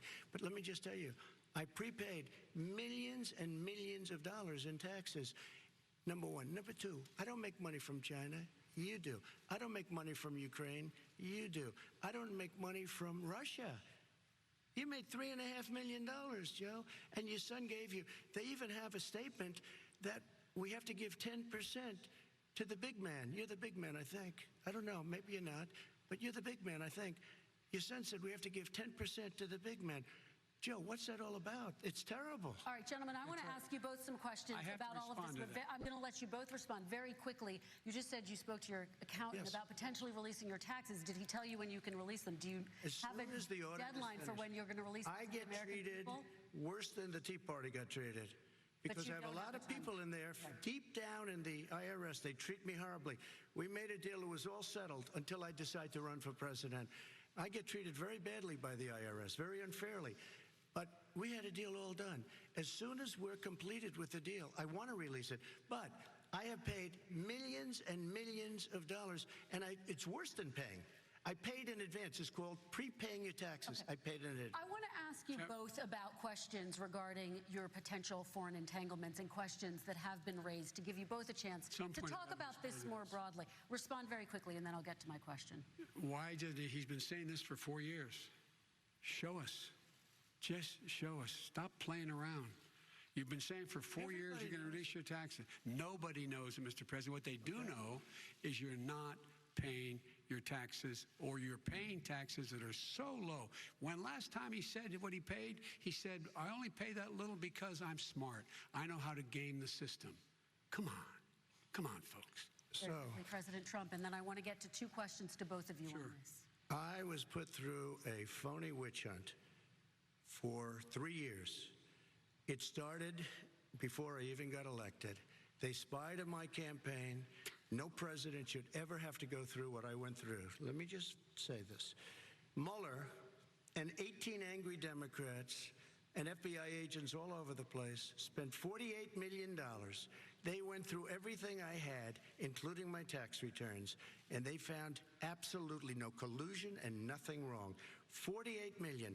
I guarantee you, if I spent $1 million on you, Joe, I could find plenty wrong. Because the kind of things that you've done and the kind of monies that your family has taken, I mean, your brother made money in Iraq, millions of dollars. Your other brother made a fortune, and it's all through you, Joe. And they say you get some of it, and you do live very well. You have houses all over the place. You live very well. All right, gentlemen, let me just ask some questions about all of this broadly. Vice President Biden, there have been questions about the work your son has done in China and for a Ukrainian energy company when you were vice president. In retrospect, was anything about those relationships inappropriate or unethical? Nothing was unethical. Here's what the deal. With regard to Ukraine, we had this whole question about whether or not, because he was on the board, I later learned of Burisma, a company, that somehow I had done something wrong. Yet every single solitary person, when he was going through his impeachment, testifying under oath who worked for him, said, I did my job impeccably. I carried out U.S. policy. Not one single solitary thing was out of line. Not a single thing, number one. Number two, was this guy trying to bribe the Ukrainian government to say something negative about me, which they would not do and did not do, because it never, ever, ever happened. My son has not made money in terms of this thing about, what are you talking about, China. I have not had it. The only guy made money from China is this guy. He's the only one. Nobody else has made money from China. President Trump, let me ask my question to you. But could I just one thing? Very quickly. His son didn't have a job for a long time, was sadly no longer in the military service. I won't get into that. And he didn't have a job. As soon as he became vice president, Burisma, not the best reputation in the world. I hear they paid him $183,000 a month. Listen to this. 183, and they gave him a $3 million upfront payment. All right. And he had no energy. I'm going to let the Vice President respond to that quickly, and then I need to get to a question to you. Very quickly. No basis for that. Everybody investigated that. No one said anything he did was wrong in Ukraine. Okay, President Trump, this is for you. Since you took office, you've never divested from your business. You've personally promoted your properties abroad. A report this week, which was referenced, does indicate that your company has a bank account in China. So how can voters know that you don't have any foreign conflicts of interest? I have many bank accounts, and they're all listed, and they're all over the place. I mean, I was a businessman doing business. The bank account you're referring to, which is, everybody knows about it, it's listed. The bank account was in 2013. That's what it was. It was opened it was closed in 2015, I believe. And then I decided, because I was thinking about doing a deal in China like millions of other people. I was thinking about it, and I decided I'm not going to do it. Didn't like it. I decided not to do it. Had an account open, and I closed it. Okay. Excuse me. And then, unlike him, where he's vice president and he does business, I then decided to run for president after that. That was before. So I closed it before I even ran for president, let alone became president. Big difference. He is the vice president of the United States, and his son, his brother, and his other brother are getting rich. They're like a vacuum cleaner. They're sucking up money every President Trump, place thank he you. We goes. do need to move on. I do want to ask you, Vice President Biden, about China. Let's talk about China more broadly. There have, of course, President Trump has said that they should pay for not being fully transparent in regards to the coronavirus. If you were president, would you make China pay? And please be specific. What would that look like? What I'd make China do is play by the international rules, not like he has done. He has caused the deficit of China to go up, not down, with China, up, not down. We are making sure that in order to do business in China, you have to give all your intellectual property. You have to have a partner in China. It's 51%. We would not do that at all, number one. Number two, we're in a situation where China would have to play by the rules internationally as well. When I met with Xi, when I was still vice president, he said we're setting up air identification zones in the South China Sea. You can't fly through them. I said we're going to fly through them. We just flew B-52, B-1 bombers through it. We're not going to pay attention. They have to play by the rules. And what's he do? He embraces guys like the thugs like in North Korea and the Chinese president and Putin and others, and he pokes his finger in the eye of all of our friends, all of our allies. We make up we're 25% of the world's economy. We need to be having the rest of our friends with us saying to China, these are the rules. You play by them or you're going to pay the price for not paying by them economically. That's the way I will run it, and that's what we did in upholding steel tariffs and a range of other things when we were president and vice president. All right, let's talk about North Korea. Excuse me, no, I have to respond to that. Okay. Very quickly, and then we're going to move on to North Korea. $1.5 billion from China to manage after spending 10 minutes in office and being in Air Force 2, number one. Number two, there's a very strong email talking about your family wanting to make $10 million a year for introductions. President Trump, on China policy, though, what specifically are you going to do? What specifically are you going to do to make China pay? You've said you're going to make them pay. China is paying. They're paying billions and billions of dollars. I just gave $28 billion. New sanctions? I just gave $28 billion to our farmers. Taxpayers' money. It's what? Taxpayers' money. Didn't come from China. You know the taxpayers. It's called China. China paid $28 billion, and you know what they did to pay it, Joe? They devalued their currency, and they also paid up. And you know who got the money? Our farmers, our great farmers, because they were targeted. You never charged them anything. Also, I charged them 25% on dumped steel because they were killing our steel industry. We were not going to have a steel industry. Okay. And now we have a steel industry. Okay, Vice President Biden, your response, please. Our response is, look, this isn't about, there's a reason why he's bringing up all this malarkey. There's a reason for it. He doesn't want to talk about the substantive issues. It's not about his family and my family. It's about your family. And your family's hurting badly. If you're making less than, if you're a middle-class family, you're getting hurt badly right now. You're sitting at the kitchen table this morning deciding, well, we can't get new tires, they're bald because we have to wait another month or so. Or are we going to be able to pay the mortgage? Or who's going to tell her she can't go back to community college? They're the decisions you're making. In the middle-class families like I grew up in Scranton and Claymont, they're in trouble. We should be talking about your families, but that's the last thing he wants to talk about. I want to talk about North Korea.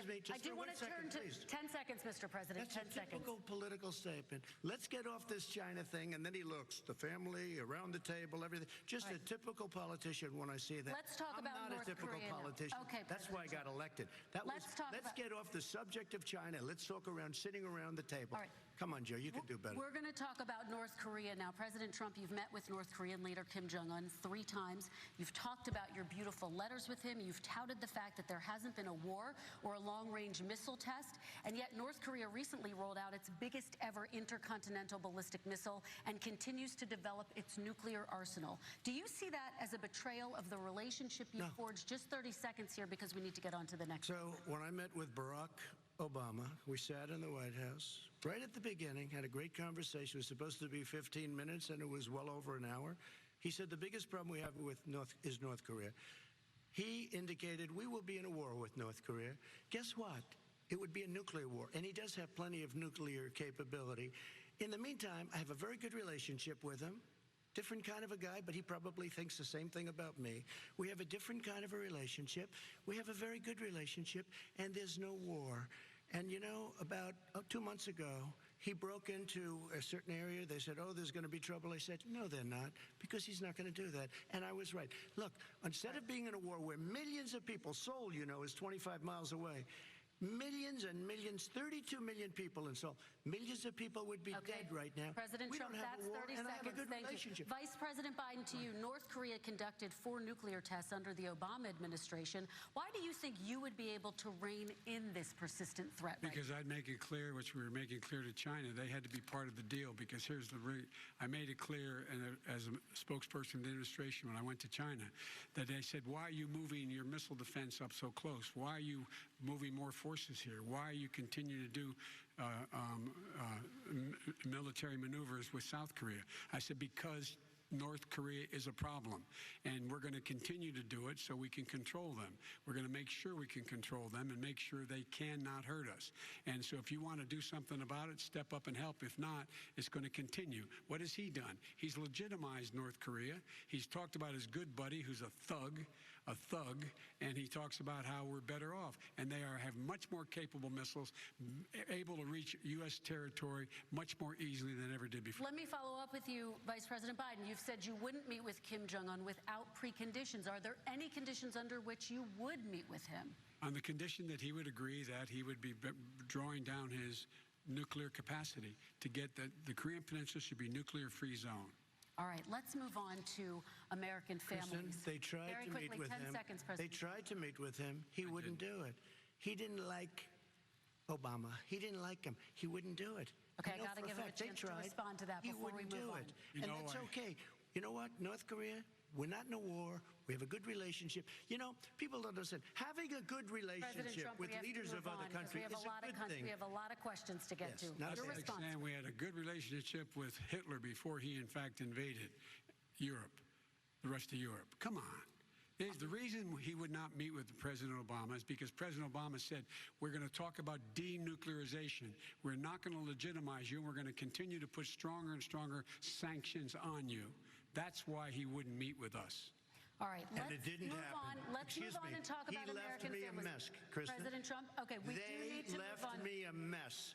North Korea was a mess. We and need in fact, to move if on you so that remember we the can get first to all 2 or of our 3 months, questions tonight, there was a President very Trump. dangerous period in my first 3 months before we sort of worked things out a little bit. Okay. There was a they left us a mess. And Obama would be, I think, the first to say it was the single biggest problem he thought that our country. Okay, let's move on to American families and the economy.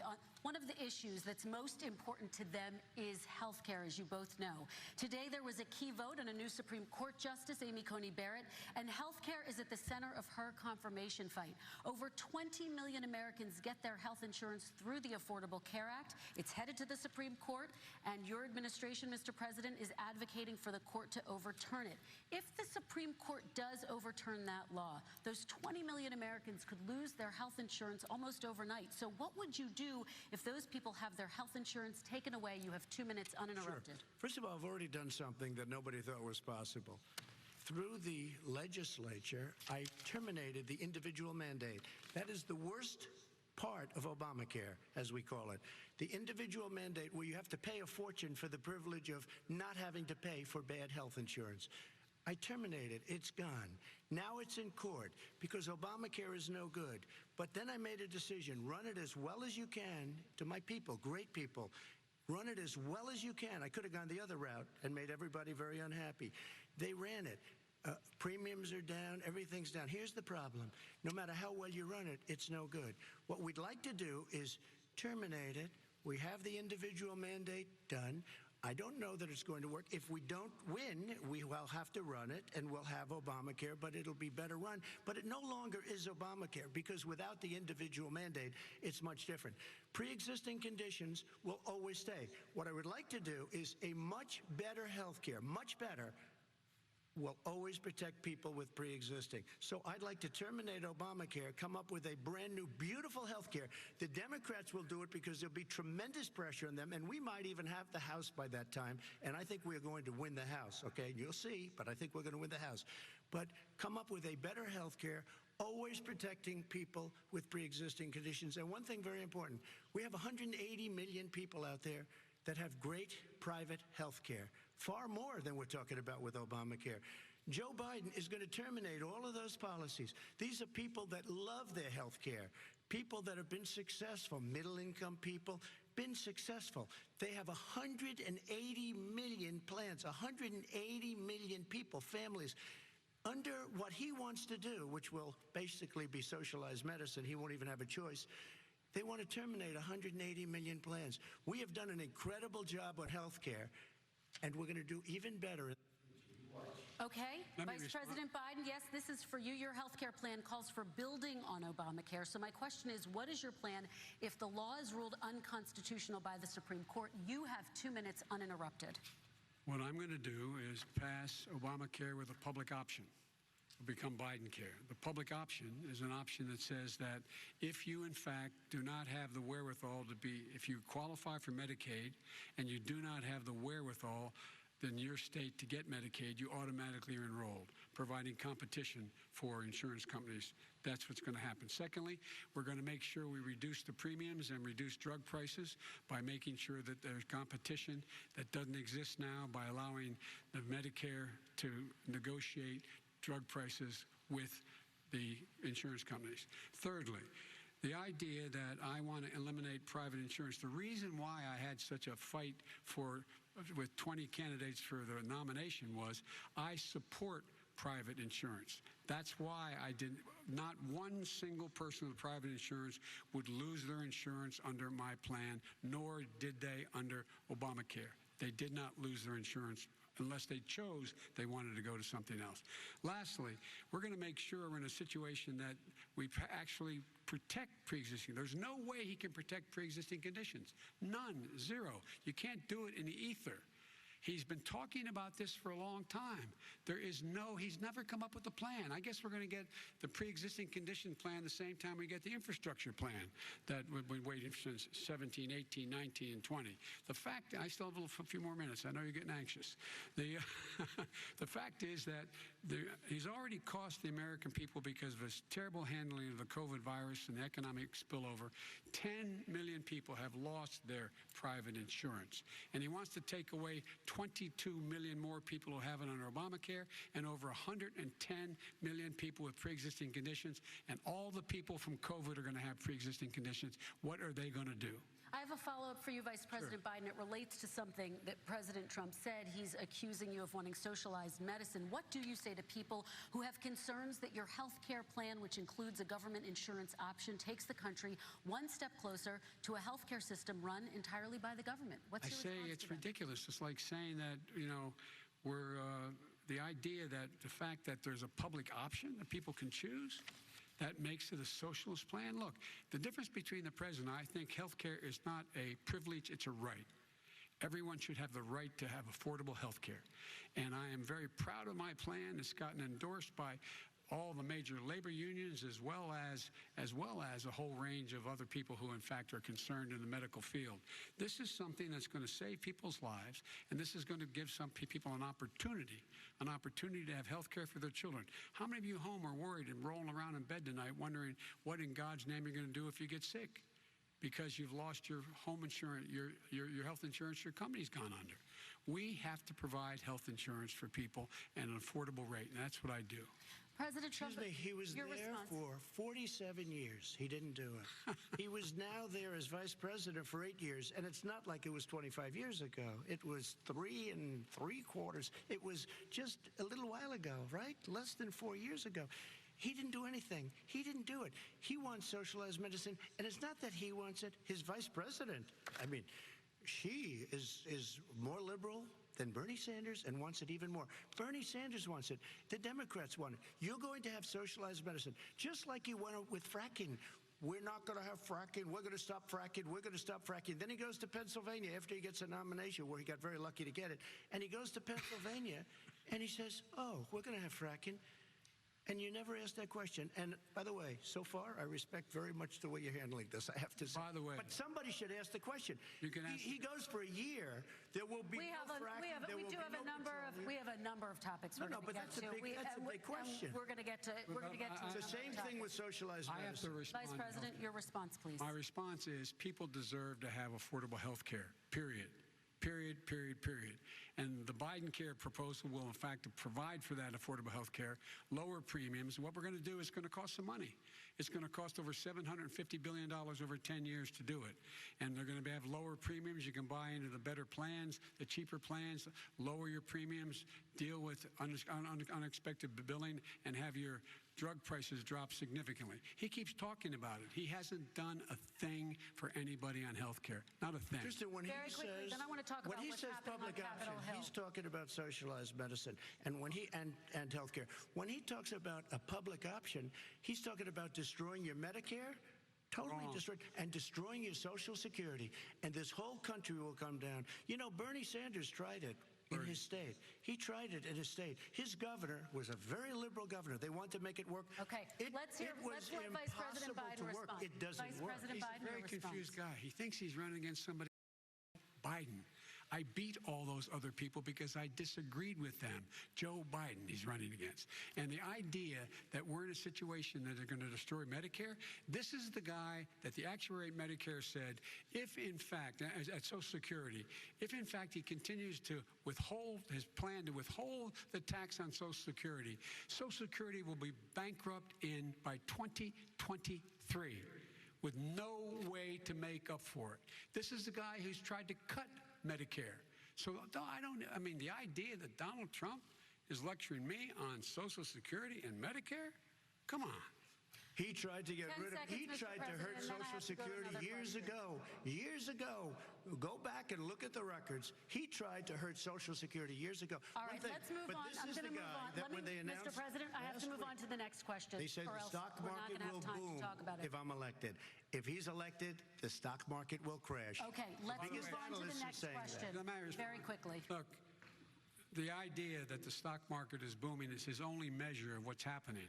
Where I come from in Scranton and Claymont, the people don't live off of the stock market. Just in the last three years during this crisis, the billionaires in this country made, according to the Wall Street, $700 billion more dollars.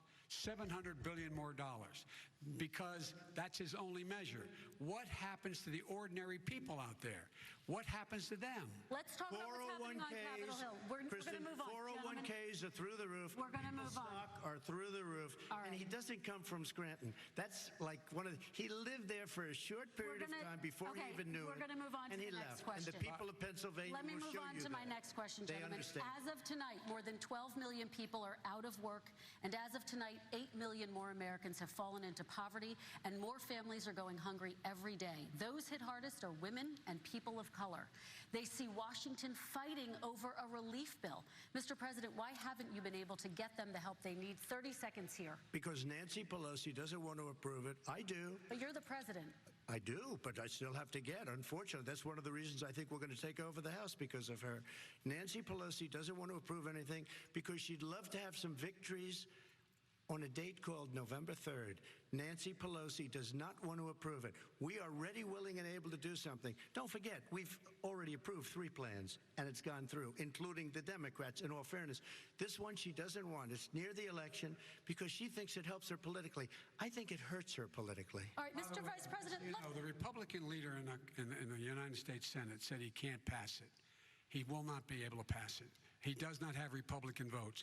Why isn't he talking to his Republican friends? Let me follow up with you, Vice President. If we made a deal, because let me ask Vice President Biden a question. You are the leader of the Democratic Party. Why have you not pushed the Democrats to get a deal for the American people? Well, I have, and they have pushed it. Look, they passed this act all the way back in the beginning of the summer. This is like it's not new. It's been out there. This HEROES Act has been sitting there. And look at what's happening.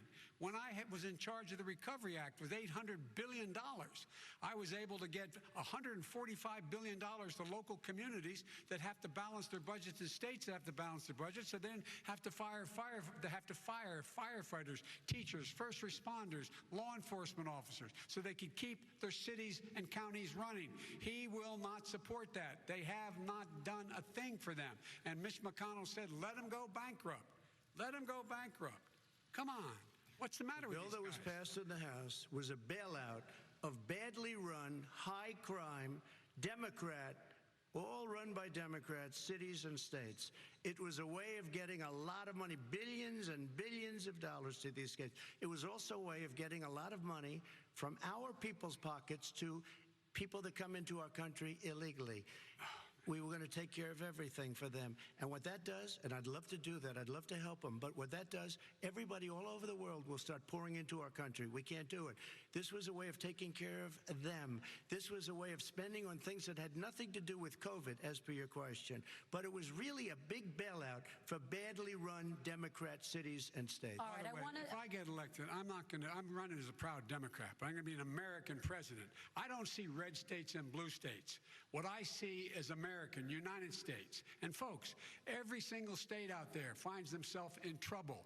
They're going to start laying off, whether they're red or blue, cops, firefighters, first responders, because teachers, because they have to balance their budget. And the founders were smart. They allowed the federal government to deficit spend to compensate for the United States of America. I want to talk about the minimum wage, gentlemen. Mr. Vice President, we are talking a lot about struggling small businesses and business owners these days. Do you think this is the right time to ask them to raise the minimum wage? You, of course, support a $15 federal minimum wage. I do, because I think one of the things we're going to have to do is we're going to have to bail them out, too. We should be bailing them out now, those small businesses. You got 1 in 6 of them going under. They're not going to be able to make it back. They passed a package that allows us to be able to call PPP. Money is supposed to go to help them do everything from organize how they can deal with their businesses being open safely. Schools, how they can make classrooms smaller, how they can hire more teachers, how they can put ventilation systems in. They need the help. The businesses as well as the schools need the help. But these guys will not help them. It's not giving them any of the money. We are going to move on to immigration, one thing very but I quickly, want to get your we have reaction. to help our small businesses by raising the minimum wage. That's a state option. Alabama is different than New York. New York is different from Vermont. Every state is different. It should be a state option. You said very recently. We have to help. It's very important. We have to help our small businesses.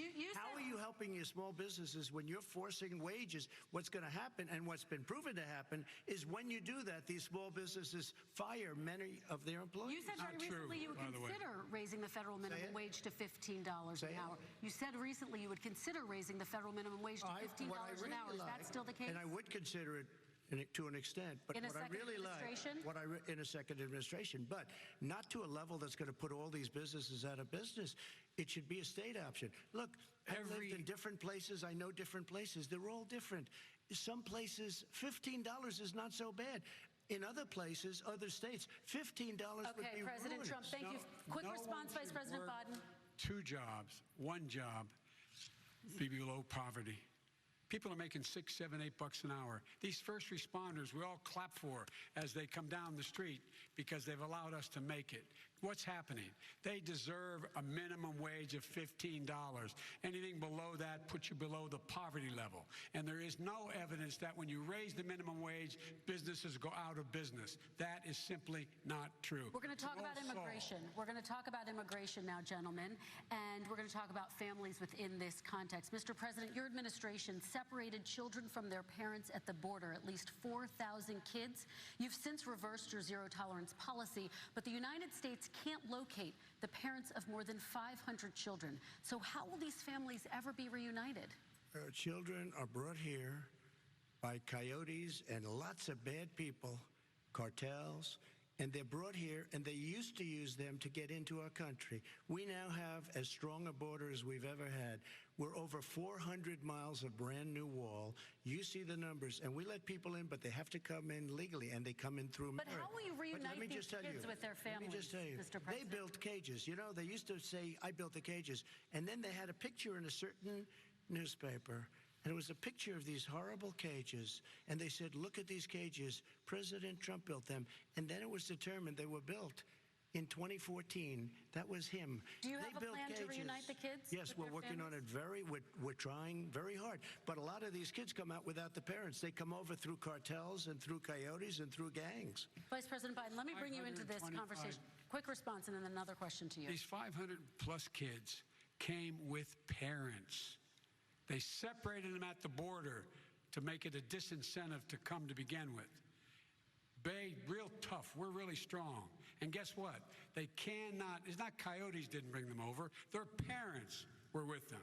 They got separated from their parents. And it makes us a laughing stock and violates every notion of who we are as a nation. Let me ask you a follow-up question. Kristen, they did it. We changed the policy. Your response to that? They did it. We changed. Did not. They built the cages. Who built the cages, Joe? Let's talk about what Who built the cages, Joe? Let's talk about what we're talking about. What happened? Parents were ripped, their kids were ripped from their arms and separated. And now they cannot find over 500 sets of those parents, and those kids are alone. Nowhere to go. Nowhere to go. It's criminal. It's criminal. Let me ask Kristen, you I will about say this. immigration. They went 10 down. We seconds, and brought then I need to ask reporters, you. everything. They are so well taken care of. They're in facilities that were so clean. But some and of them gotten haven't been such good- reunited But with their just ask families. one question. Who built the cages? I'd love you to ask him that. Who built the cages? Let me ask about your immigration policy, Mr. Vice President. The Obama administration did fail to deliver immigration reform, which had been a key promise during the administration. It also presided over record deportations as well as family detentions at the border before changing course. So why should voters trust you with an immigration overhaul now? Because it made a mistake. It took too long to get it right. It took too long to get it right. I'll be president of the United States, not vice president of the United States. And the fact is, I've made it very clear. Within 100 days, I'm going to send to the United States Congress a pathway to citizenship for over 11 million undocumented people. And all of those so-called dreamers, those DACA kids, they're going to be immediately certified again to be able to stay in this country and put on a path to citizenship. The idea that they are being sent home by this guy and they want to do that is they're going to a country they've never seen before. I can imagine you're 5 years old, your parents are taking you across the Rio Grande River and it's illegal. And you say, oh no, Mom, leave me here. I'm not going to go with you. They've been here. Many of them are model citizens. Over 20,000 of them are first responders out there taking care of people during this crisis. We owe them. We owe them. Kristen, he had 8 years to do what he said he was going to do. And I've changed without having a specific. We got rid of catch and release. We got rid of a lot of horrible things that they put in and that they lived with. But he had 8 years he was vice president. He did nothing except build cages to keep children in. Vice President Biden, your response. The catch and release, you know what he's talking about there? If in fact you had a family came across and they were arrested, they in fact were given a date to show up for their hearing. They were released. And guess what? They showed up for a hearing. And this is the first president in the history of the United States of America that anybody seeking asylum has to do it in another country. That's never happened before in America. That's never happened before in America. You come to the United States and you make your case that I seek asylum based on the following premise, why I deserve it under American law. They're sitting in squalor on the other side of the river. President Trump, your response, so 30 important. seconds, and then we'll move on. It just shows that he has no understanding of immigration or the laws. Catch and release is a disaster. A murderer would come in, a rapist would come in, a very bad person would come in. We would take their name. We have to release them into our country. And then you say they come back. Less than 1% of the people come back. We have to send ICE out and Border Patrol out to find them. We would say, come back in 2 years, 3 years. We're going to give you a court case. You need Perry Mason. We're going to give you a court case. When you say they come back, they don't come back, Joe. They never come back.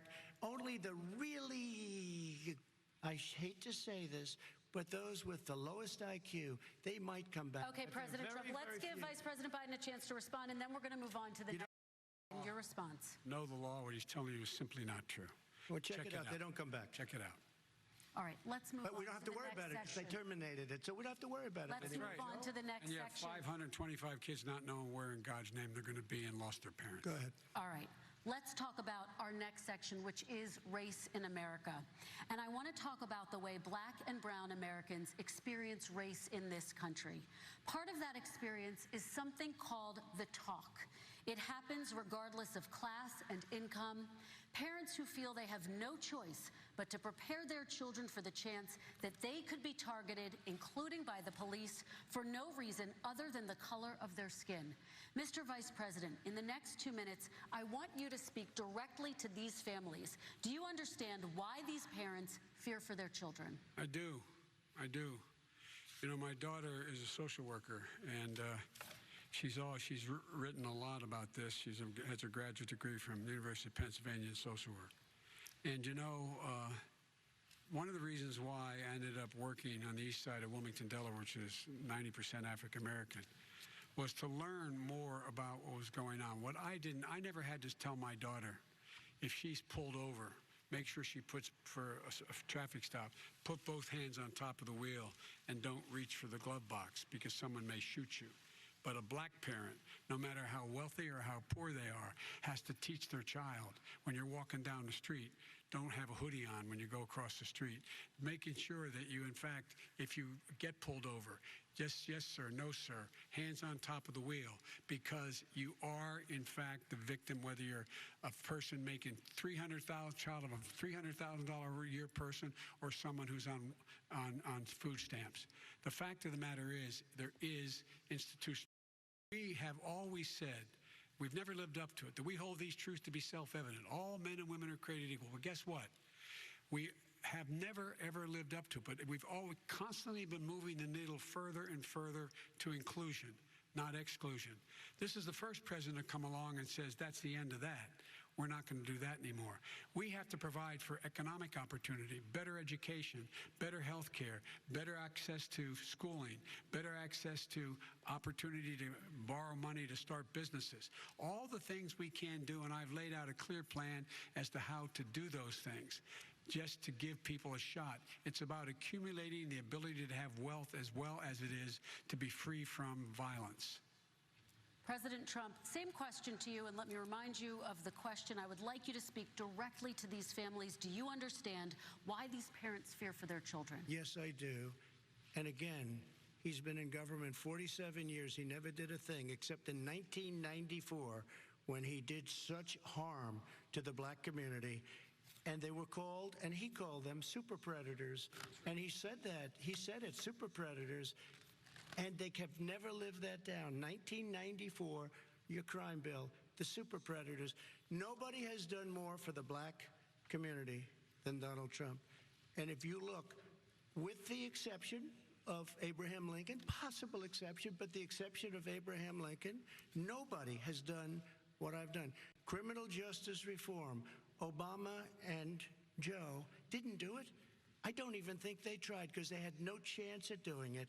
They might have wanted to do it, but if you had to see the arms I had to twist to get that done, it was not a pretty picture, and everybody knows it, including some very liberal people that cried in my office. They cried in the Oval Office. 2 weeks later, they're out saying, gee, we have to defeat him. Criminal justice reform, prison reform, opportunity zones with Tim Scott, a great senator from South Carolina. He came in with this incredible idea for opportunity zones. It's one of the most successful programs. People don't talk about it. Tremendous investment is being made. Biggest beneficiary, the black and Hispanic communities, and then historically black colleges and universities. After 3 years of coming to the office, I love some of those guys. They were great. They came into the office and they said, I said, what are you doing? After 3 years, I said, why do you keep coming back? Because we have no funding. I said, you don't have to come back every year. We have to come back because President Obama would never give them long-term funding, and I did. 10-year long-term funding, and I gave them more money than they asked for because they said, I think you need more. And I said, the only bad part about this is I may never see you again because I got very friendly with them, and they like me and I like them. But I saved historically black colleges and universities. Okay, and we're going to talk about both of your records, but your response to that, Vice President? My response to that is I never, ever said what he accused me of saying. The fact of the matter is, in 2000, though, after the crime bill had been in the law for a while, this is the guy who said, the problem with the crime bill, there's not enough people in jail. There's not enough people in jail. And go on my website, get the quote, the date when he said it. Not enough people. He talked about marauding gangs, young gangs, and the people who are going to maraud our cities. This is a guy who in the Central Park five innocent black kids, he continued to push for making sure that they got the death penalty. None of them were guilty of the crimes they were suggested. Look, and talk about granted, he did in fact let 20 people, he commuted 20 people's sentences. We commuted over 1,000 people's sentences. Over 1,000. The very law he's talking about is a law that, in fact, initiated by Barack Obama. And secondly, we're in a situation here where the federal prison system was reduced by 38,000 people under our administration. And one of these things we should be doing, there should be no no minimum mandatories in the law. That's why I'm offering $20 billion to states to change their state laws to eliminate minimum mandatories and set up drug courts. No one should be going to jail because they have a drug problem. They should be going to rehabilitation, not to jail. We should fundamentally change the system, and that's what I'm going to do. But why didn't he do it 4 years ago? Why didn't you do that 4 years ago, even less than that? Why didn't you? You were vice president. You keep talking about all these things you're going to do and you're going to do this, but you were there just a short time ago, and you guys did nothing. We did. You know, Joe, I ran because of you. I ran because of Barack Obama, because you did a poor job. If I thought you did a good job, I would have never run. I would have never run. I ran because of you. I'm looking at you now. You're a politician. I ran because of you. All right, Vice President Biden, your response to that, and then I do have some questions for both of you. Well, I tell you what, I hope he does look at me, because what's happening here is, you know who I am. You know who he is. You know his character. You know my character. You know our reputations for honor and telling the truth. I am anxious to have this race. I am anxious to see this take place. The character of the country is on the ballot. Our character is on the ballot. Look at us closely. Let me ask some follow-up. Please respond, and then we're going to have follow-up questions. If this stuff is true about Russia, Ukraine, China, other countries, Iraq, if this is true, then he's a corrupt politician. Right. So don't give me the stuff about how you're this innocent baby. Joe, they're calling you a corrupt politician. Nobody. President Trump, I want to stay on the issue of race. We're talking about the issue. From hell. President Trump, we're talking about race right now, and I do want to stay on the issue of race. President Trump, I have to respond to that. Please, because look, very quickly. There are 50 former national intelligence folks who said that what he's accusing me of is a Russian plant. They have said that this has all the five former heads of the CIA, both parties, say what he's saying is a bunch of garbage. Nobody believes it except his and his good friend Rudy Giuliani. You mean the laptop is now another Russia hoax? That's exactly what. Is this where you're going? This is where he's going. The laptop is Russia. Gentlemen, I want to stay on the issue of race. You have to be kidding. Here we go again with Russia. We're going to continue on the issue of race. Mr. President, you've described the Black Lives Matter movement as a symbol of hate. You've shared a video of a man chanting white power to millions of your supporters. You've said that black professional athletes exercising their First Amendment rights should be fired. What do you say to Americans who say that kind of language from a president is contributing to a climate of hate and racial strife? Well, you have to understand, the first time I ever heard of Black Lives Matter, they were chanting pigs in a blanket, talking about police. Pigs, talking about our police. Pigs in a blanket, fry them like bacon. I said, that's a horrible thing. And they were marching down the street. And that was my first glimpse of Black Lives Matter. I thought it was a terrible thing. As far as my relationships with all people, I think I am the least racist person in this room. Well, what do you say to Americans who are concerned by that rhetoric? I don't know. I don't know what to say. I got criminal justice reform done and prison reform and opportunity zones. I took care of black colleges and universities. I don't know what to say. They can say anything. I mean, they can say anything. It makes me sad because I am the least racist person. I can't even see the audience because it's so dark, but I don't care who's in the audience. I'm the least racist person in this room. Okay, Vice President Biden, let me ask you very quickly, and then I have a follow-up question for you. Abraham Lincoln here is one of the most racist presidents we've had in modern history. He pours fuel on every single racist fire. Every single one. Started off his campaign coming down the escalator saying he's going to get rid of those Mexican rapists. He's banned Muslims because they're Muslims. He has moved around and made everything worse across the board. He says about the poor boys, last time we were on stage here, he said, I told them to stand down and stand ready. Come on. This guy is a dog whistle about as big as a foghorn. President Trump, I'm going to give you 10 seconds to respond, and then I have a follow-up. No, he made a reference to Abraham Lincoln. Where did that come in? I mean, you said you're Abraham Lincoln. No, where did that? No. I said not since Abraham Lincoln has anybody done what I've done for the black community. And I'm saying, I didn't say I'm Abraham Lincoln. I said not since Abraham Lincoln has anybody done what I've done for the black community. Now, you have done nothing other than the crime bill, which put Oh, God. Tens of thousands of black men, mostly in jail. All right, let me They ask remember Vice it because President if you Biden look a at what's question. happening with the voting right now, Let me ask they Vice remember President that Biden you treated them about very, very badly. Just take a look at what's happening out there. Vice President Biden, let me give you a chance to respond within this context. Crime bills that you supported in the 80s and 90s contributed to the incarceration of tens of thousands of young black men who had small amounts of drugs in their possession. They are sons, they are brothers, they're fathers, they're uncles, whose families are still to this day, some of them suffering the consequences. So speak to those families. Why should they vote for you? One of the things is that in the 80s, we passed 100%, all 100 senators voted for it, a bill on drugs and how to deal with drugs. It was a mistake. I've been trying to change the sense, and particularly the portion on cocaine. That's why I've been arguing that, in fact, we should not send anyone to jail for a pure drug offense. They should be going into treatment across the board. That's what we should be spending money. That's why I set up drug courts, which were never funded by our Republican friends. They should not be going to jail for a drug or an alcohol problem. They should be going into treatment. That's what we've been trying to do. That's what I'm going to get done, because I think the American people have now seen that, in fact, it was a mistake to pass those laws relating to drug. But they were not in the crime bill. But why didn't he get it done? See, it's all talk, no action with these politicians. Why didn't he get it done? That's what I'm going to do when I become president.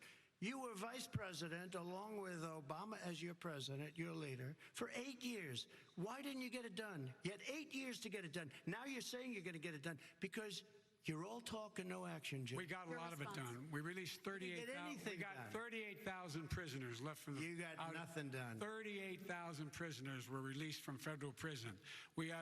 There were over 1,000 people who were given clemency. In fact, we're the ones that put in the legislation saying we could look at pattern and practice of police departments and what they were doing, how they were conducting themselves. I could go on, but we began the process. We lost an election. That's why I'm running to win back that election and change his terrible policy. I just asked one question.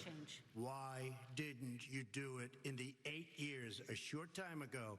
Why didn't you do it? You just said, I'm going to do that, I'm going to do this. You put tens of thousands of mostly black young men in prison. Now you're saying you're going to undo that. Why didn't you get it done? You had 8 years with Obama. You know why, Joe? Because you're all talk and no action. All right, Vice President Biden, and then we're going to move on to the next section. We had a Republican Congress. That's the answer. Well, you got to talk them into it, Joe. Sometimes you got to talk them into it. We're going to move on to our next section, like I did with criminal justice reform. I had to talk Democrats into it. Gentlemen, we're running out of time, so we got to get on to climate change, please.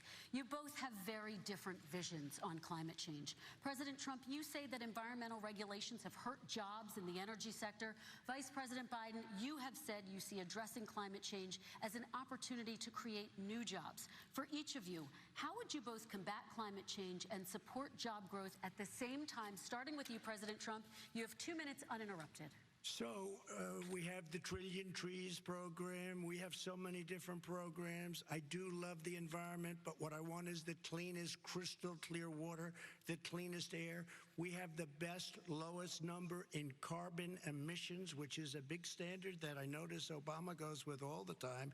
Not Joe. I haven't heard Joe use the term because I'm not sure he knows what it represents or means, but I have heard Obama use it.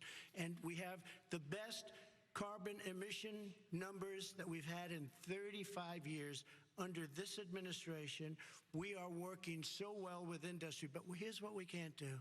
Look at China, how filthy it is. Look at Russia. Look at India. It's filthy. The air is filthy. The Paris Accord, I took us out because we were going to have to spend trillions of dollars, and we were treated very unfairly. When they put us in there, they did us a great disservice. They were going to take away our businesses. I will not sacrifice tens of millions of jobs, thousands and thousands of companies because of the Paris Accord. It was so unfair. China doesn't kick in until 2030. Russia goes back to a low standard, and we kicked in right away. It would have destroyed our businesses. So, you ready? we have done an incredible job environmentally. We have the cleanest air, the cleanest water, and the best carbon emission standards that we've seen in many, many years. Vice President And we Biden. haven't destroyed our industries. Vice President Biden, 2 minutes to you, uninterrupted. Climate change and climate warming, the global warming, is an existential threat to humanity. We have a moral obligation to deal with it. And we're told by all the leading scientists in the world we don't have much time. We're going to pass the point of no return within the next 8 years of this man eliminating all the regulations that were put in by us to clean up the climate, to limit emissions, will put us in a position where we're going to be in real trouble. Here's where we have a great opportunity. I was able to get both all the environmental organizations as well as labor, the people worried about jobs, to support my climate plan. Because what it does, it will create millions of new good-paying jobs. We're going to invest in, for example, 50,000 charging stations on our highways so that we can own the electric car market of the future. In the meantime, China is doing that. We're going to be in a position where we're going to see to it that we're going to take 4 million existing buildings and 2 million existing homes and retrofit them so they don't leak as much energy, saving hundreds of millions of barrels of oil in the process and creating significant number of jobs.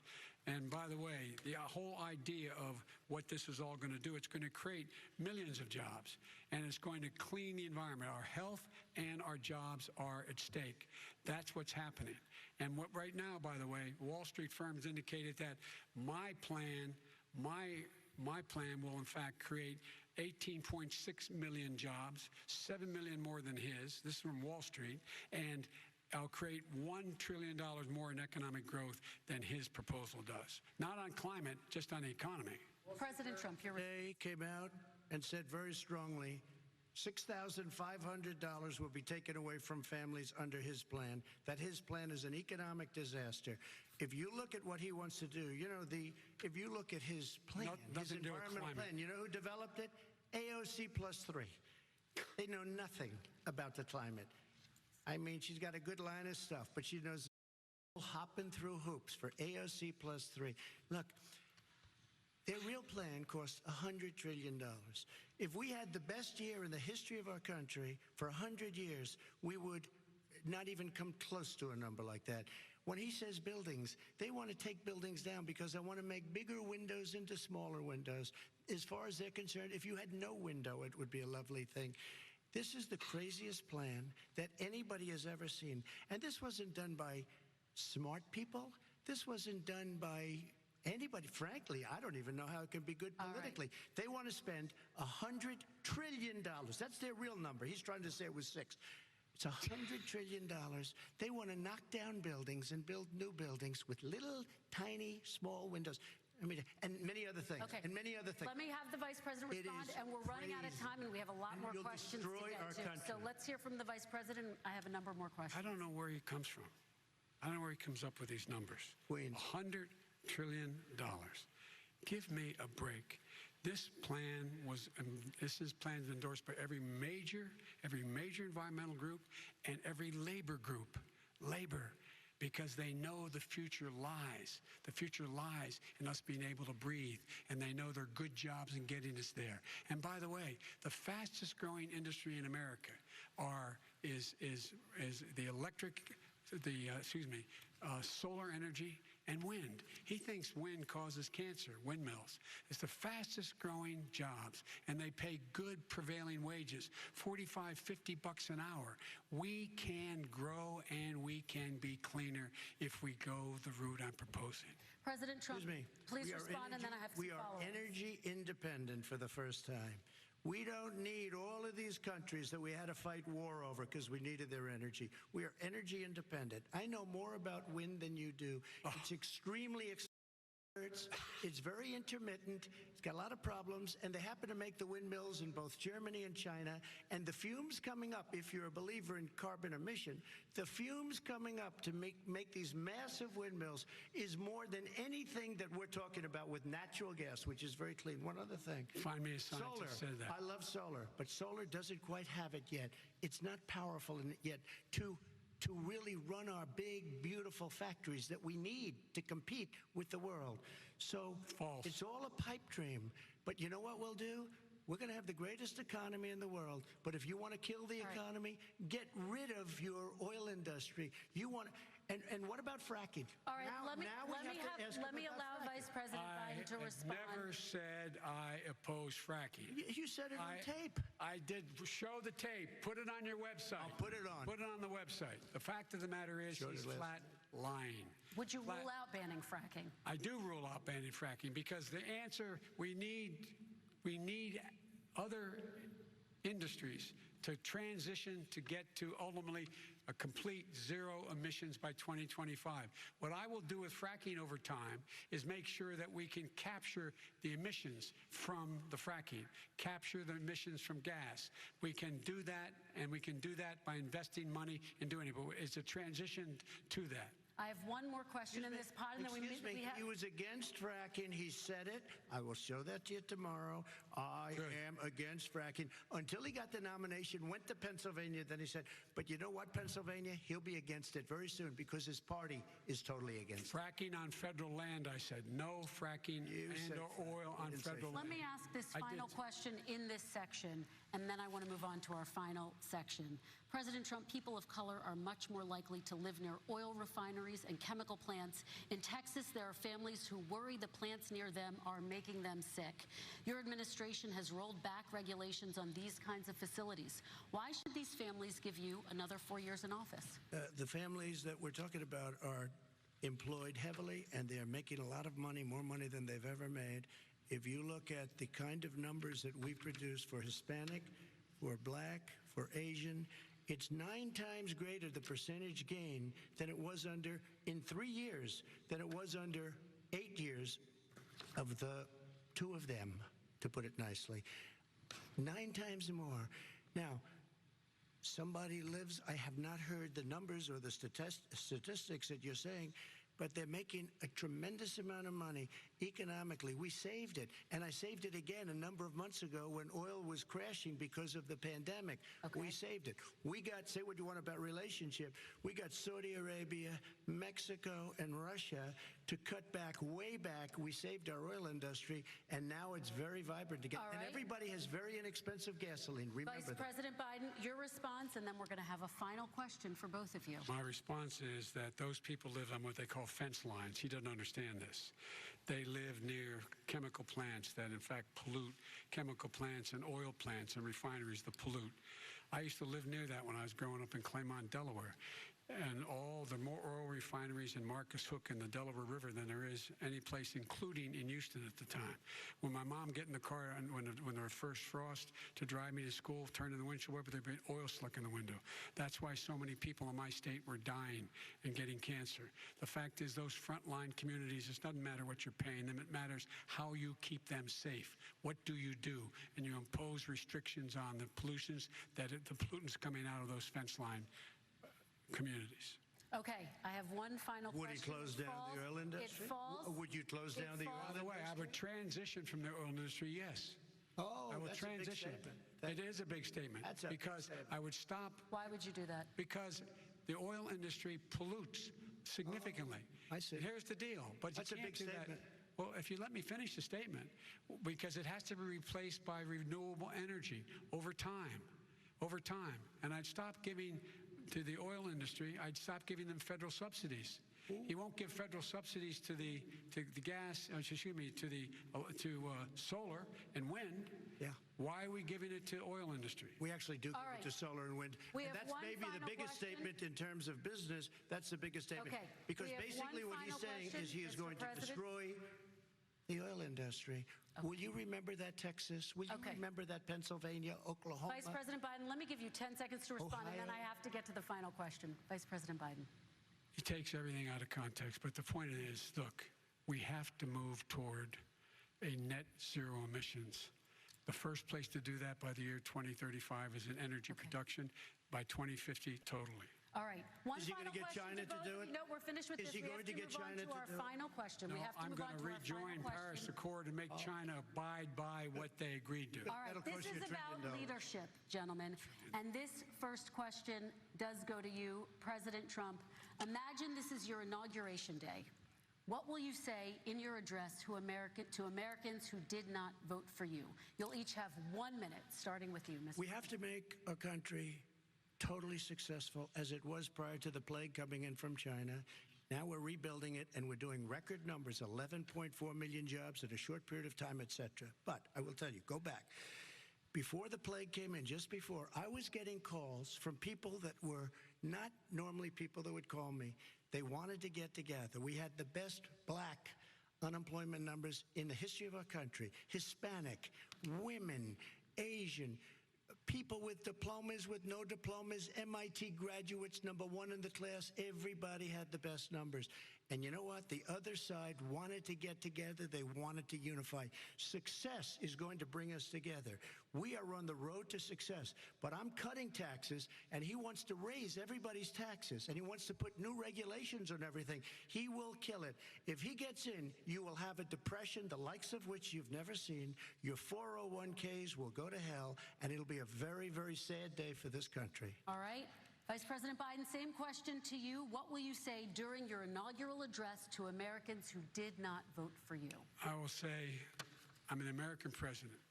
I represent all of you, whether you voted for me or against me. And I'm going to make sure that you're represented. I'm going to give you hope. We're going to move. We're going to choose science over fiction. We're going to choose hope over fear. We're going to choose to move forward because we have enormous opportunities to make things better. We can grow this economy. We can deal with the systemic racism. And at the same time, we can make sure that our economy is being run and moved and motivated by clean energy, creating millions of new jobs. And that's the fact. That's what we're going to do. And I'm going to say, as I said at the beginning, what is on the ballot here is the character of this country. Decency, honor, respect, treating people with dignity, making sure that everyone has an even chance. And I'm going to make sure you get that. You haven't been getting it the last 4 years. All right. I want to thank you both for a very robust hour and a half, a fantastic debate. Really appreciate it. President Trump, former Vice President Joe Biden, thank you to Belmont University for hosting us tonight. And most importantly, thank you to those watching tonight. Election Day is November 3rd. Don't forget to vote. Thank you, everyone, and have a great night. Thank you.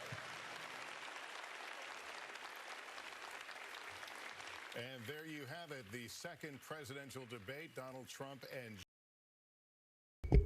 Well, guys, I don't know. That's what they say, though. You know, realistically, though, no matter what side of the aisle you're on, you know, that's on you. But I don't think these debates are going to change anybody's opinion one way or the other. In the past, you know, there might have been a lot of undecided people, you know, in previous elections. But not in this one. I think pretty much everybody has known for a long time exactly how they're going to vote. And,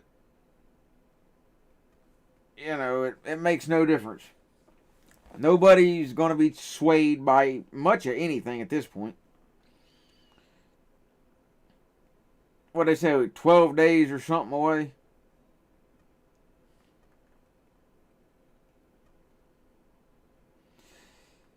Yeah, of course, but they won't say he did.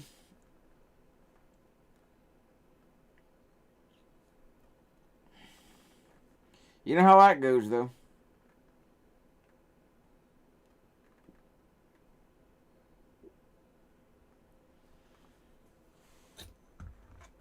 The thing I'm hearing around here, and mainly with the, you know, younger people, millennials, I guess, but they're like saying that they're not going to vote at all. And the reason is they said, there's no need to vote or anything, none of that. If I don't vote, that's one less thing that I need to worry about. And of course, I think that's kind of dumb, but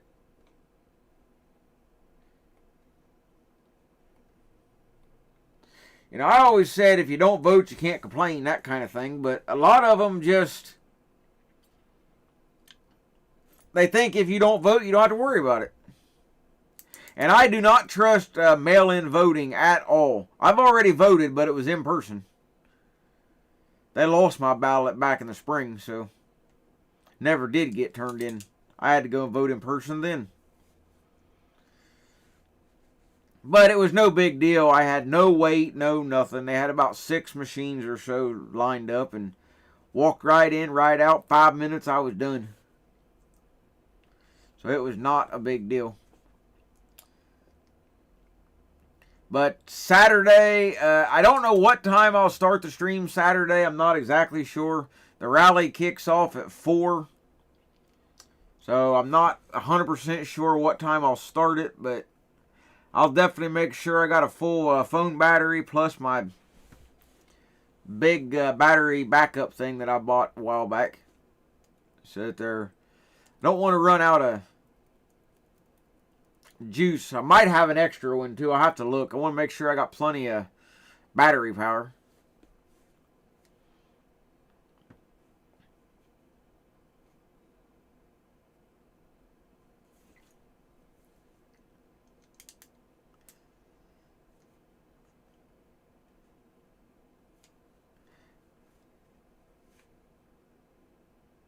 Well, voting, whether it counts or not, I don't know which way to say it. I hate to kind of put it this way, but for lack of a better term, that's not the point. It's one of your rights. And regardless if the votes are counted or not, I mean, definitely they should be, and we know all that, but if you don't use a right, you will lose it. And that goes with anything. Like guns. If you choose not to own a gun and don't want one in your house for whatever reason, hey, that's fine. That's on you. But, you get those same people that say, well, they want to change everything because they don't agree with stuff or think it's no good or whatever. That's when you got a problem. Yeah, tipping the host is always a good idea. And I do appreciate it.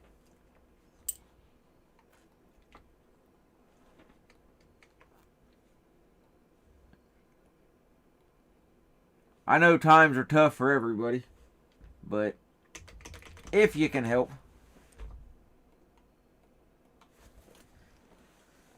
But yeah, it's going to be interesting for sure. But election day, like I say, I'm going to start the stream in the evening. I don't know exactly what time. Hit that little bell thing so YouTube can tell you what in the world I'm doing.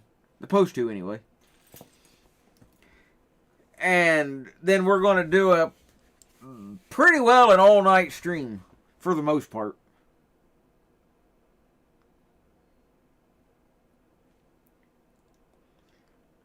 So we'll see how all that goes. Should be for some interesting TV. So that's pretty much it for tonight, guys. I'm glad y'all stuck around. Hope you, well, I don't want to say enjoyed the debate, but I'm glad y'all stuck around and watched it anyway. So if you haven't done so, make sure you go vote. Do it anyway. Any way you can. Just go vote. But take it easy, guys. Stay safe. And I will catch you guys on Saturday at the Trump rally. And we'll see how that goes. I've never attended anything that large political, so should be quite interesting. So take it easy, guys. Like I say, stay safe. And I'll catch you on the next one. I'm out of here.